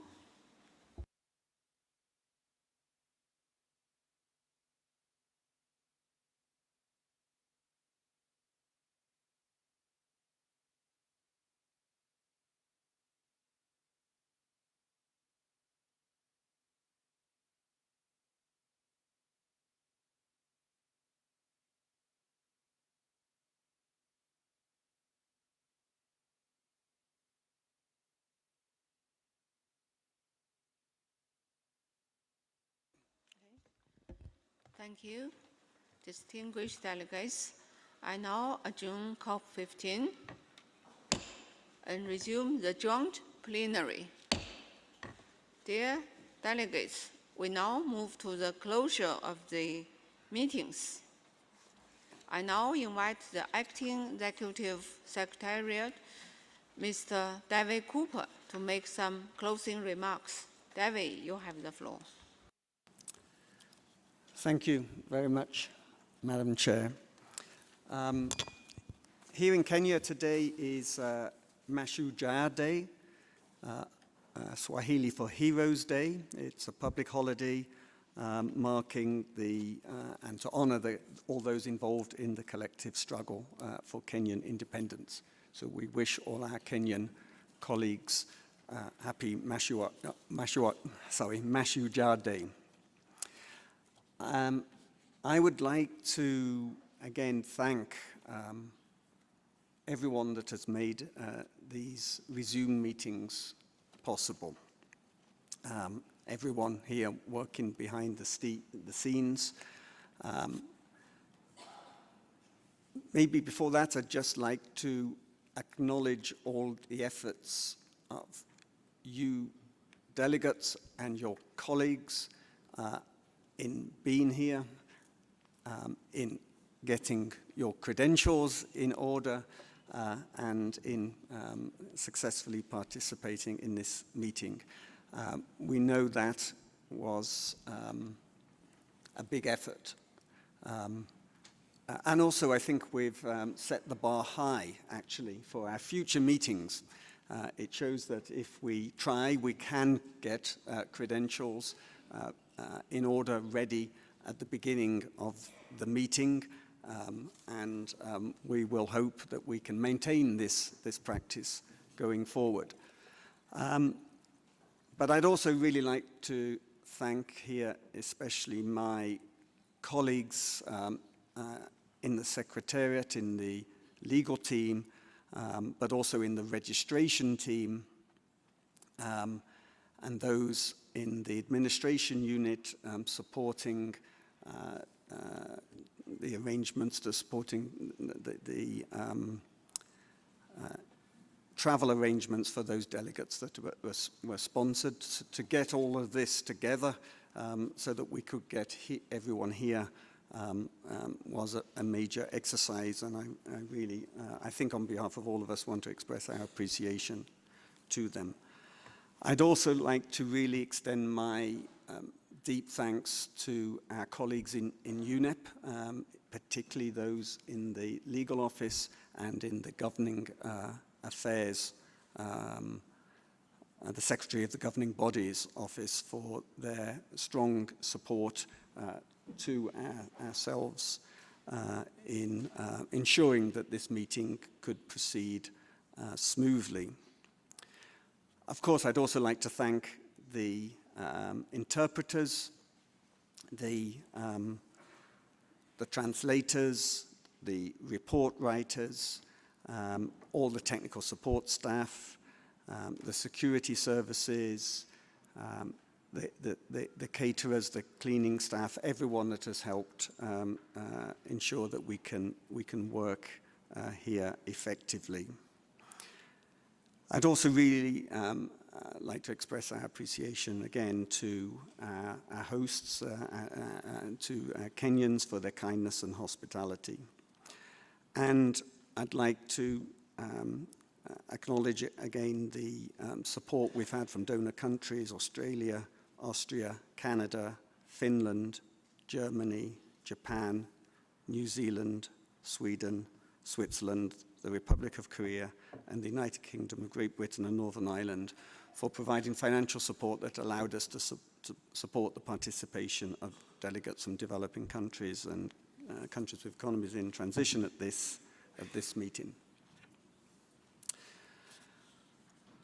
So this is the closure of the second day of the second part of COP-15. It is the end of a long journey that, well, in terms of COP-15, began in Kunming in October 2021, when the first part of COP-15 was opened there by the outgoing president, Minister Yasmin Fouad of Egypt, and where Minister Huang Wenchu was elected as president of COP-15. But of course, it actually is the end of a long journey that began before that with the negotiating process for the Kunming-Montreal Global Biodiversity Framework. And I'd also like to remember and recognize the contribution of all those involved in that, but let me highlight, of course, Francis Ogwell and Basil Van Aave. Francis Ogwell from Uganda and Basil Van Aave from Canada, of course, who led us through many sessions of the working group on the post-2020 Global Biodiversity Framework, culminating in the historic adoption of that framework in Montreal in December. And of course, since October 2021, we have been proceeding under the leadership of China. I hope, Madam Chair, you will again transmit our great appreciation to Minister Huang Wenchu and to all the team and all of your colleagues for the amazing support, amazing leadership that helped prepare the historic agreement in Montreal, helped secure adoption of that agreement, and now, of course, for your ongoing work, which will continue until the opening of COP-16 in facilitating and supporting and promoting the adoption of the Kunming-Montreal, of the implementation of the Kunming-Montreal Global Biodiversity Framework and all the other related decisions agreed in Montreal. And of course, there's much work that is ongoing in this respect, and we have looked at a major part of that in the last few days this week at Substa, including work on the developing technical guidance to support implementation and ensuring that we have a strong monitoring framework. We also have, of course, important intersessional work going on in many other areas, and recently we had an important meeting in Kinshasa for the first meeting of the Advisory Committee on Resource Mobilization. We are now busy, of course, preparing for the upcoming meetings in a few weeks' time in Geneva on digital sequence information and on Article 8J and related issues. And of course, there's important work of SBI. I would really also like to thank the outgoing Bureau for all of the incredible support during this 5 years. And of course, look forward to working with the new incoming Bureau. And of course, we mustn't forget the heroic efforts of Canada and of Minister Stephen Guilbeault in being able to host us in Montreal at very short notice and in contributing to a successful outcome. And I'd also like to pay tribute to the ongoing efforts of Minister Guilbeault and of Canada in promoting implementation of the new framework and support for the establishment of the Global Biodiversity Framework Fund. We have a lot of work ahead of us. We are very conscious that all the parties are now very busy aligning their national targets with those of the framework, updating the national biodiversity strategies and action plans. The Secretariat, together with our partners in UNEP, in UNDP, and in other parts of the UN system, and with other partners, will continue to do what we can to support those efforts going forward.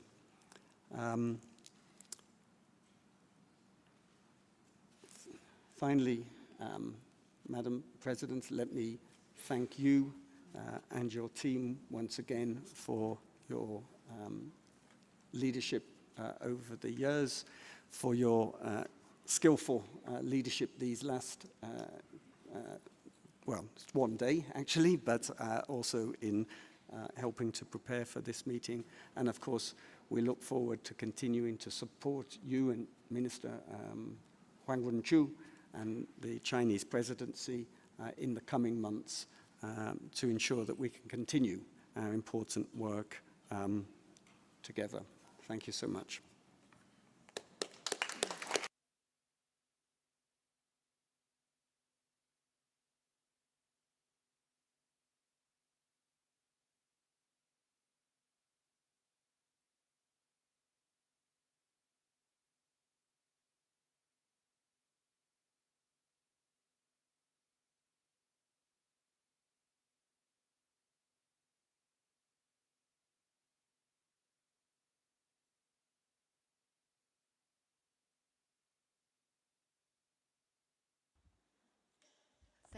Thank you, David, for your warm and inspiring remarks, and thank you for your excellent team. I now give the floor for a short statement by representative of the regional groups.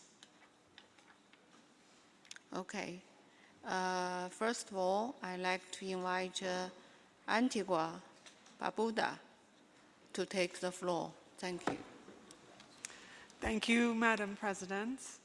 I would like to address the plenary on behalf of the 33 parties of the GULAC region.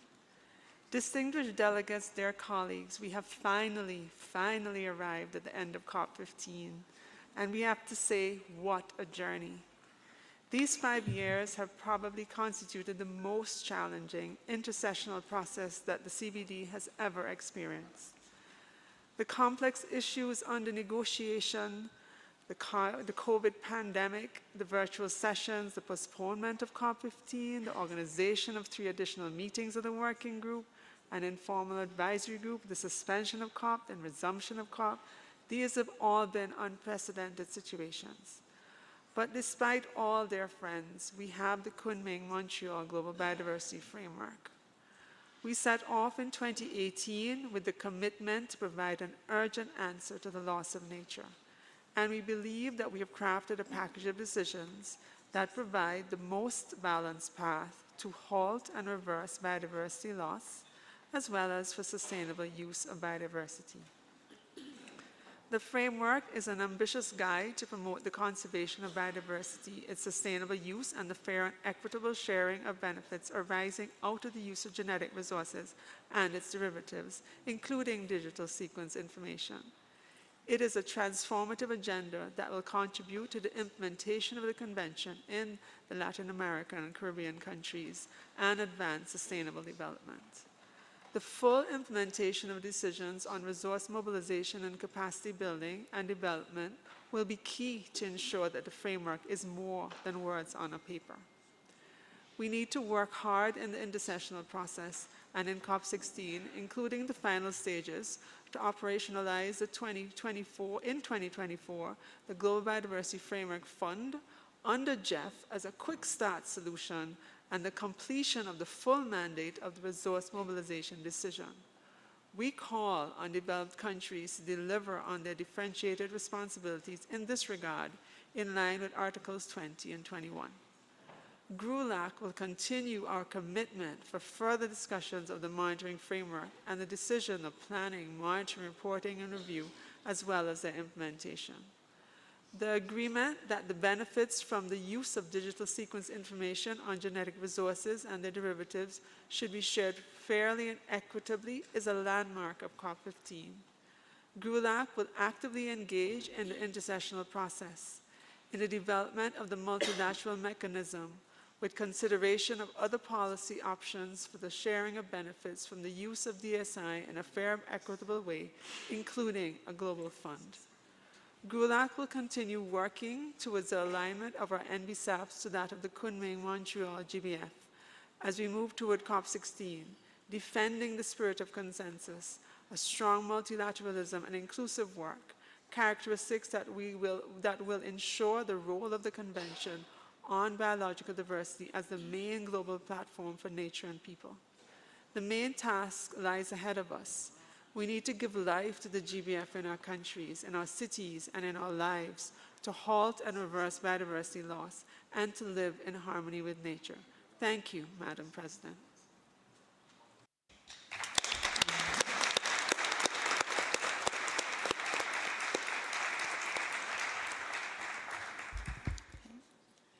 Thank you. I will now give the floor to European Union. Please, you take the floor. Dear Madam President, distinguished colleagues, Excellencies, I have the honor to address this plenary on behalf of the European Union and its 27 member states. The EU and its member states thank and congratulate the Chinese presidency and all of us for contributing during the course of these years to the ambitious final outcome of the 15th Conference of the Parties.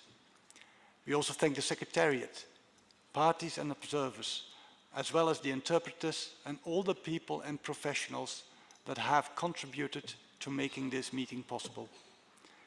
We thank UNEP and the government of Kenya and its people for hosting this meeting.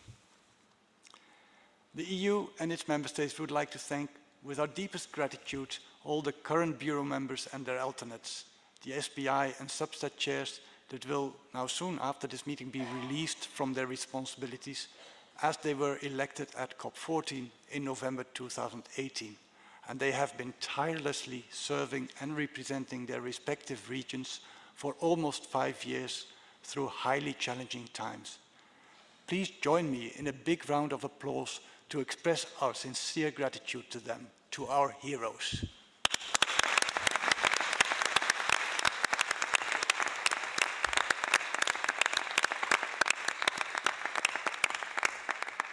Secondly, let me congratulate the colleagues that have just been elected by the plenary, which proves that working and acting together, we are able to overcome different obstacles and challenges.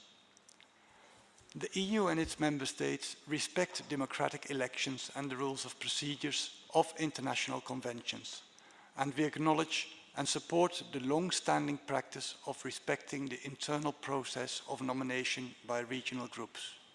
We are deeply concerned that the precedent established during this COP can undermine the spirit of multilateralism that has enabled the UN system to achieve great progress in international environmental affairs. We hope that this was an isolated incident. We are also concerned that the party has again opposed the nominee agreed by another regional group. Today, we finally close the 15th Conference of the Parties, the 10th meeting of the parties of the Cartagena Protocol, and the 4th meeting of the parties to the Nagoya Protocol. A meeting that has marked a historical milestone, not only because of its length, but notably because at this COP we committed as a global community to an ambitious and balanced framework to halt and reverse biodiversity loss for the benefit of nature and all people of present and future generations. In Montreal, we all committed to mobilize the necessary resources from all sources in order to deliver transformative change, as well as to put in place the tools needed for effective monitoring, planning, reporting, and review of implementation. We welcome the establishment of the Global Biodiversity Framework Fund and warmly thank the pledges already made by Canada, Germany, and the United Kingdom that will allow the swift operationalization of the fund towards the end of this year. We invite other parties, governments, international financial institutions, private sector, and other stakeholders in a capacity to do so to financially contribute to the fund for the full implementation of the framework. The European Union and its member states rest fully committed to the full and swift implementation of the global framework and the COP-15 decisions. We would like to underline our willingness to continue to work with all of you on such implementation. Thank you, Madam President.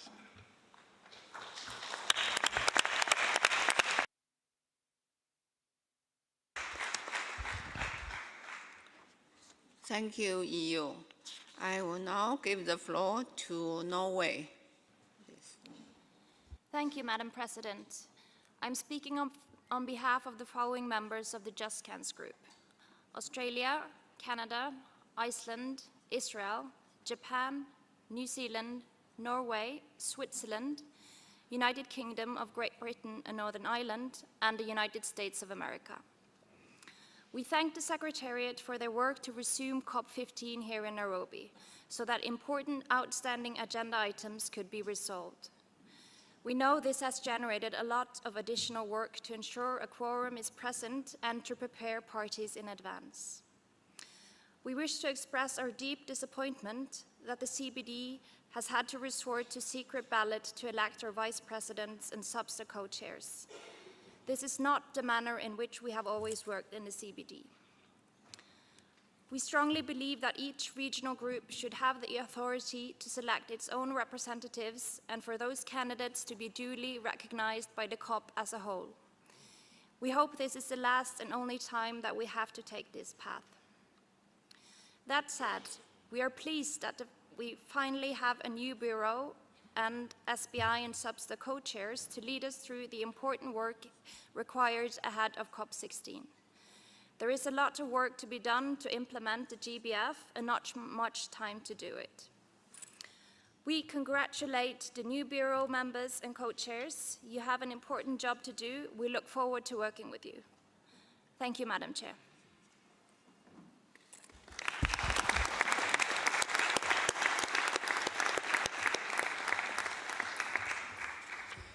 Thank you. I will now give the floor to United Arab Emirates, representing the Asia-Pacific states. Thank you. سيدتي الرئيسة، أصحاب السعادة. Ladies and gentlemen, Madam Chair, the United Arab Emirates have the honor of delivering this statement on behalf of the Asia-Pacific Group at this closing session of the resumed session of the COP-15 meeting of the Conference of the Parties to the UN Convention on Biological Diversity. The Asia-Pacific region would like to thank our host, the Republic of Kenya, as well as the Secretariat of the Convention, for having welcomed us and discuss the effective implementation of the Convention. The Asia-Pacific region would also like to convey its gratitude to all parties and stakeholders for their hard work, for their commitment, for their dedication, and most importantly, for their unwavering efforts aimed at ensuring that the blue, green, and healthy planet thrives forever with our conserved and restored diverse ecosystems. Madam Chair, regardless of our divergent views and perspectives, we have adopted ambitious, balanced, and implementable GBFs. The group welcomes connectivity, integrity, and the nature-based solutions, ecosystem-based approaches all as the way forward to provide synergies and contribute to the implementation of this Convention's decisions and the Global Forum for the Environment, as well as other commitments. We also welcome the exploration of innovative financing that is efficient, effective, accessible, and other financial resources committed from a variety of funding sources. This won't be easy, but during the meetings of this COP-15, we have made new friendships, met new partners, ones with whom we can cooperate and collaborate to help us along with the implementation of our GBF. But finally, it would be remiss of us to conclude without thanking the presidency and hosts, including the cities of Kunming and Montreal, and of course, beautiful Nairobi. We'd also like to thank the delegates, the panelists, the interpreters, the secretariat. We would like to thank all of you because we appreciate your tireless efforts aimed at delivering the remaining decisions of the COP-15 successfully. We wish you all good health and to see you very soon. Thank you so much, Madam Chair, for affording us the floor.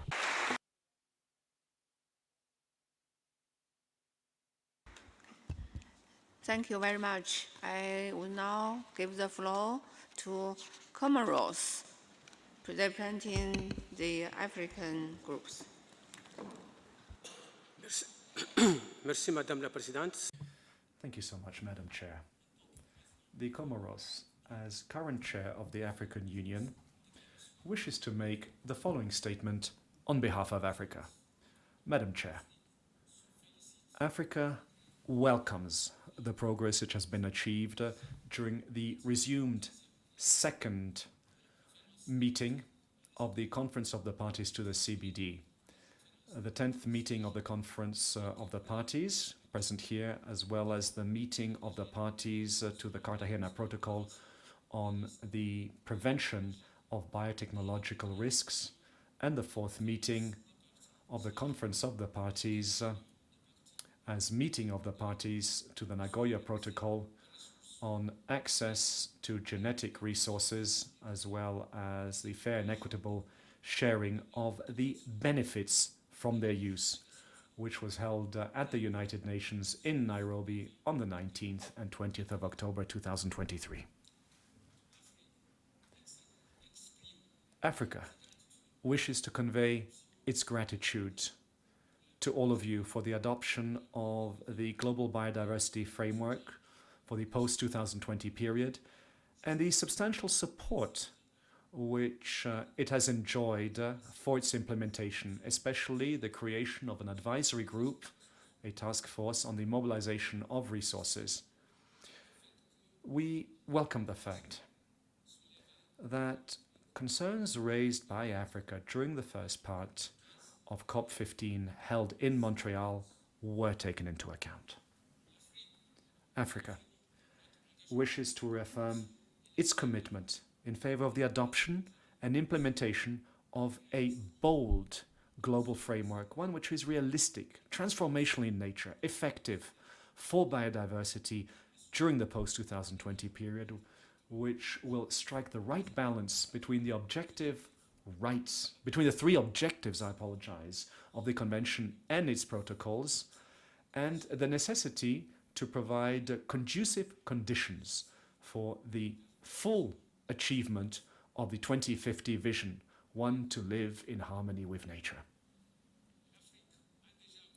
Africa has already experienced a great loss of biodiversity due to direct and indirect factors, including climate change, land degradation, desertification, and simply cannot afford to continue to travel along the same path. And this is why Africa considers the implementation of the global framework for biodiversity to be a major priority, one which will contribute to achieving the objectives and hopes contained in the 2063 agenda of the African Union.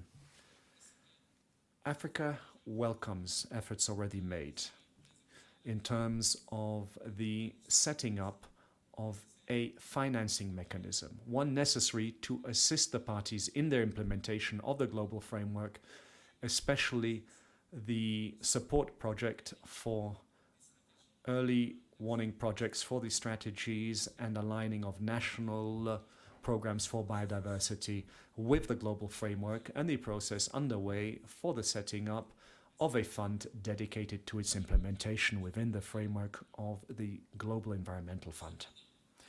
Having said all this, Madam Chair, Africa wishes to underscore the need to continue our exercises in consideration on the creation of a special fund for biodiversity to enable the Executive Secretariat to better discharge its responsibilities in terms of assistance of the various subsidiary bodies and to facilitate the access to sustainable financing for states for achieving the 3 objectives of the Convention. Africa notes with a great deal of satisfaction the taking into account of the information in the digital field, the digital sequencing field, but we are concerned by a lack of appropriate solutions to the need for just and equitable enjoyment of the benefits of their use. For this reason, we invite the parties to continue their work on the forging of multilateral mechanisms for the sharing of these benefits. By way of conclusion, Madam, Africa wishes to congratulate the newly elected heads of both the conference and the subsidiary body. We wish to reiterate our commitment in favor of the successful implementation of the global biodiversity framework, which should enable us to achieve the 3 objectives of the Convention and its protocols. We also wish to pay tribute to the financial support provided to the Secretariat by a number of parties, as well as the African Union, to facilitate the participation of a number of member states of the Convention. We also wish to convey our gratitude to the government of Kenya for the outstanding organization and the success of our meetings here. Asante sana. Madam Chair, thank you so much.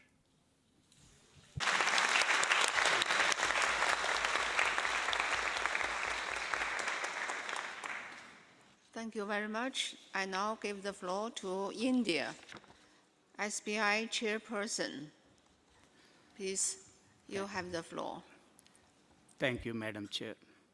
Excellencies, Namaste, good afternoon. Honorable President, Madam Jo Goemi, Acting Executive Secretary, CBD, Dr. David Cooper, distinguished delegates, UNEP officers and other governments, observers from UN bodies, representatives from other organizations, civil society organizations, IPLCs, women and youth, ladies and gentlemen. I profusely thank you all from the bottom of my heart for the faith you reposed in me and for electing me unanimously for the position of Chair of SBI at a very crucial juncture of time in the journey of CBD towards an exciting future. My special thanks goes to members of Asia Pacific Group, especially Madam Laina Al-Awadi for her organizational competence and leadership in facilitating the process of election to select me to the position of Chair of SBI smoothly. I express my sincere thanks to Dr. David Cooper, Acting Executive Secretary, Convention, for facilitating the entire process to end in a logical conclusion. I thank all the members of the CBD Secretariat for their hard and time-bound work in seeing that these important processes are completed. I will be failing in my duty if I do not thank my government, that is Government of India, for nominating me officially for the position of SBI Chair. As we all know, the SBI Chair is elected by parties to ensure active participation in the preparatory processes and the facilitation of the meetings. I come from a land of rich traditions and reverence to nature. Almost every socio-cultural activity in India is interwoven with biodiversity and nature. I think I understand the problems related to biodiversity in a practical sense, since I come from a country which has about 1.4 billion people, which is 17% of the human population of the world, and added to that about 16% of cattle population of the world on only 2.4% of world's geographical area. Still, India is one of the 17 megabiodiverse countries in the world. I can say it is nothing less than a miracle. We follow a saying in Sanskrit, Prakriti Rakshati Rakshitaha. That means nature protects if she is protected. Friends, we all know that the adoption of Kunming-Montreal GBF framework last year in Canada under the Chinese presidency is a landmark event for conservation and sustainable use of biodiversity and nature in general. We have only about 7 years left to implement this ambitious decision, and the fourth meeting of SBI will review the steps taken in its implementation and also support given to developing countries in taking action at the ground level. In fact, when compared to Aichi biodiversity targets, the GBF targets are sharp and smart, where commitments on what to achieve has been clearly spelled out. In this regard, I feel that it is pertinent to mention about the launching of the Global Biodiversity Framework Fund by the GEF, and also Kunming Biodiversity Fund launched by China, which we heard about it in the side event organized by China a couple of days back. Additionally, a few countries have also reportedly committed to allocate financial resources for the cause of biodiversity. I look forward eagerly to work closely with all parties and CBD Secretariat to discuss relevant issues in May 2024, that is the fourth SBI meeting, to gauge the impact and also identify gaps in implementation. Before closing, I once again thank all the parties for electing me, and I assure to do my best to achieve the objectives and terms of reference that were set for SBI. At the end, let me quote what Jane Austen, a celebrated British author, has said: "It is not what we say or think that defines us, but what we do." The second one by our father of nation, Gandhiji: "The world has enough for everyone's need, but not everybody's greed." Let us roll up our sleeves and arise, awake, and stop not till the post-2020 global biodiversity framework is achieved. Merci, shukran, gracias, pasiba, sese. Thank you for your kind attention. Thank you, madam, for giving me this opportunity. Thank you.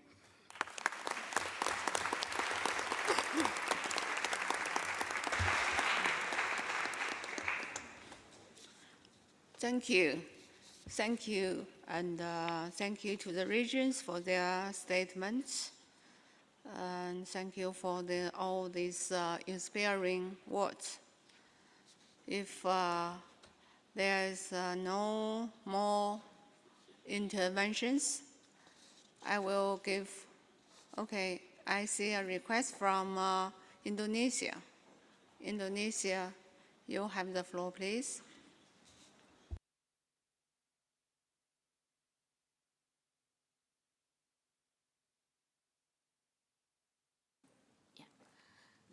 Thank you, Madam President. Excellencies, distinguished delegate, ladies and gentlemen, Indonesia, as the chair of Association of Southeast Asian Nations, is pleased to deliver the following statement on behalf of member states present here in Nairobi. The ASEAN would like to thank China Presidency, our host, the People's Republic in Kenya, the CBD Secretariat, the UNEP, all parties and stakeholders for their hard work to make this meeting successfully. The ASEAN member states reiterate our agreements and action as expressed in the ASEAN joint statement to the first part of CBD COP-15, as reaffirmed in the ASEAN joint interventions to the high-level segment to the second part of the CBD COP-15. The ASEAN member state welcomes the adoptions of the KM-GBF and commit to its right-based and inclusive implementations by scaling up our concerted effort to halt and reverse biodiversity loss, and promote biodiversity conservation, sustainable use, and the fair and equitable sharing of the benefit arising out of the utilizations of genetic resources. Recognizing the necessity of forward-looking plans to enhance cooperation and joint action among ASEAN member states to address threat to nature and driver of biodiversity loss, such as invasive alien species, and consistent with Target 5 of the KM-GBF, the region has produced an Asian Action Plan on invasive alien species management, which was initiated by Indonesia as the lead of AMS on the program area of invasive alien species.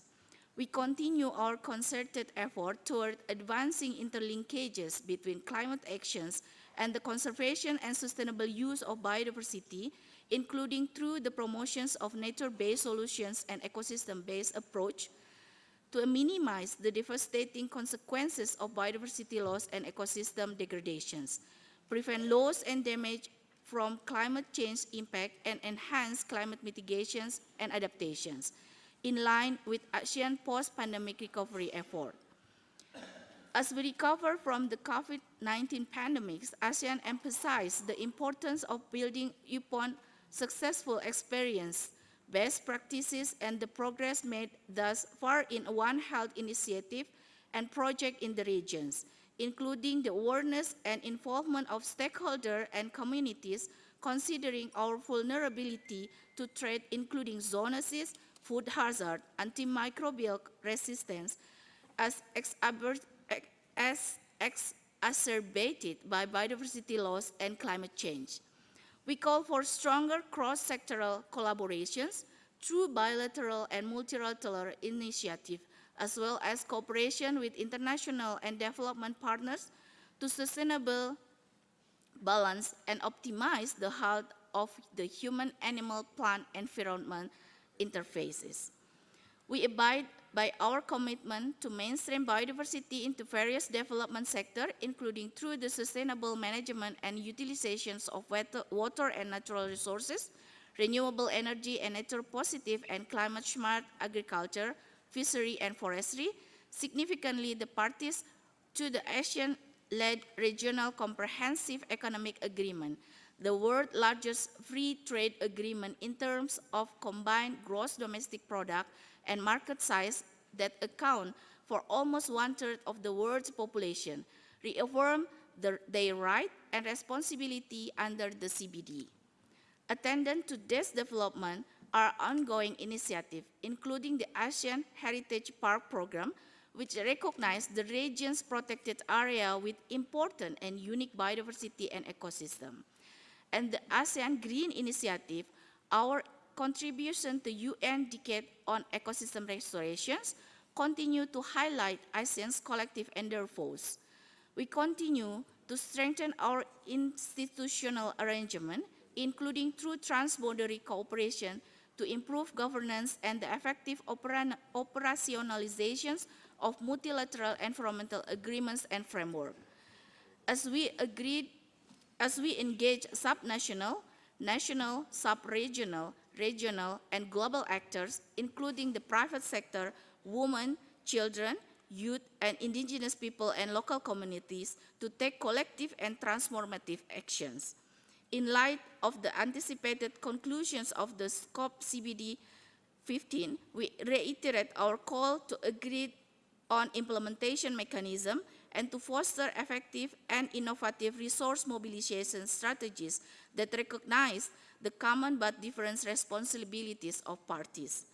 Together and with the technical, scientific, capacity development and policy making and facilitative support of the Region Center for Excellency on Biodiversity, the ASEAN Center for Biodiversity, the ASEAN, as the epicentrum of growth, is a significant partner in achieving the goals and targets of the KM-GBF and in realizing the 2050 visions of living in harmony with nature. Thank you, Madam President.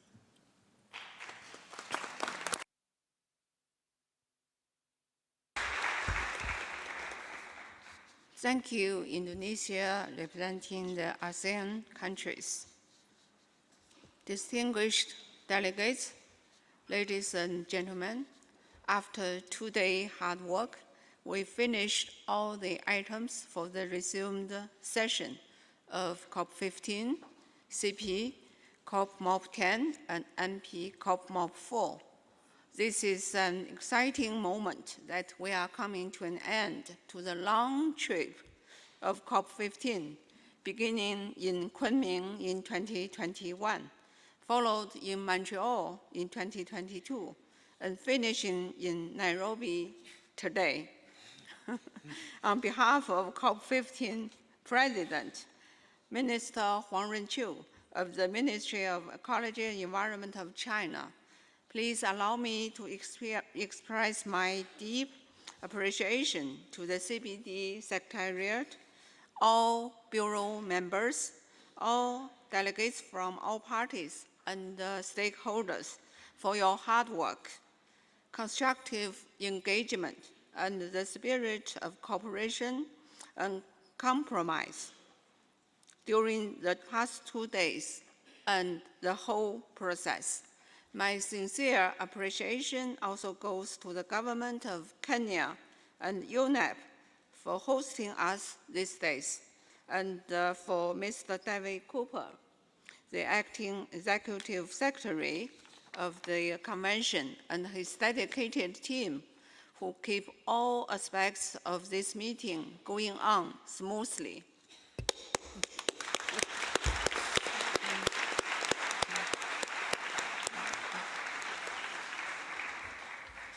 Distinguished delegates, we have made a milestone success for COP-15 in adopting the landmark Kunming-Montreal Global Biodiversity Framework, which is ambitious yet achievable.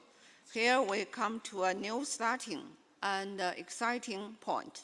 The world is watching and waiting for us to make more efforts towards the 2030 targets and the 2050 vision.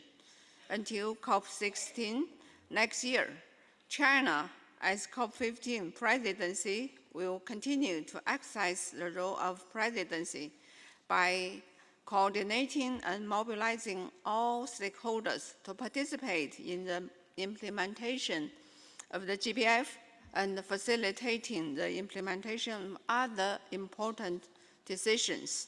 Once again, I would like to extend my sincere thanks to all your tireless efforts in delivering a successful COP-15, and wish you all a safe journey home. With this, I declare the 15th meeting of the COP, the 10th meeting of the COP-MOP to the Cartagena Protocol, and the 4th meeting of the COP-MOP of the Nagoya Protocol closed.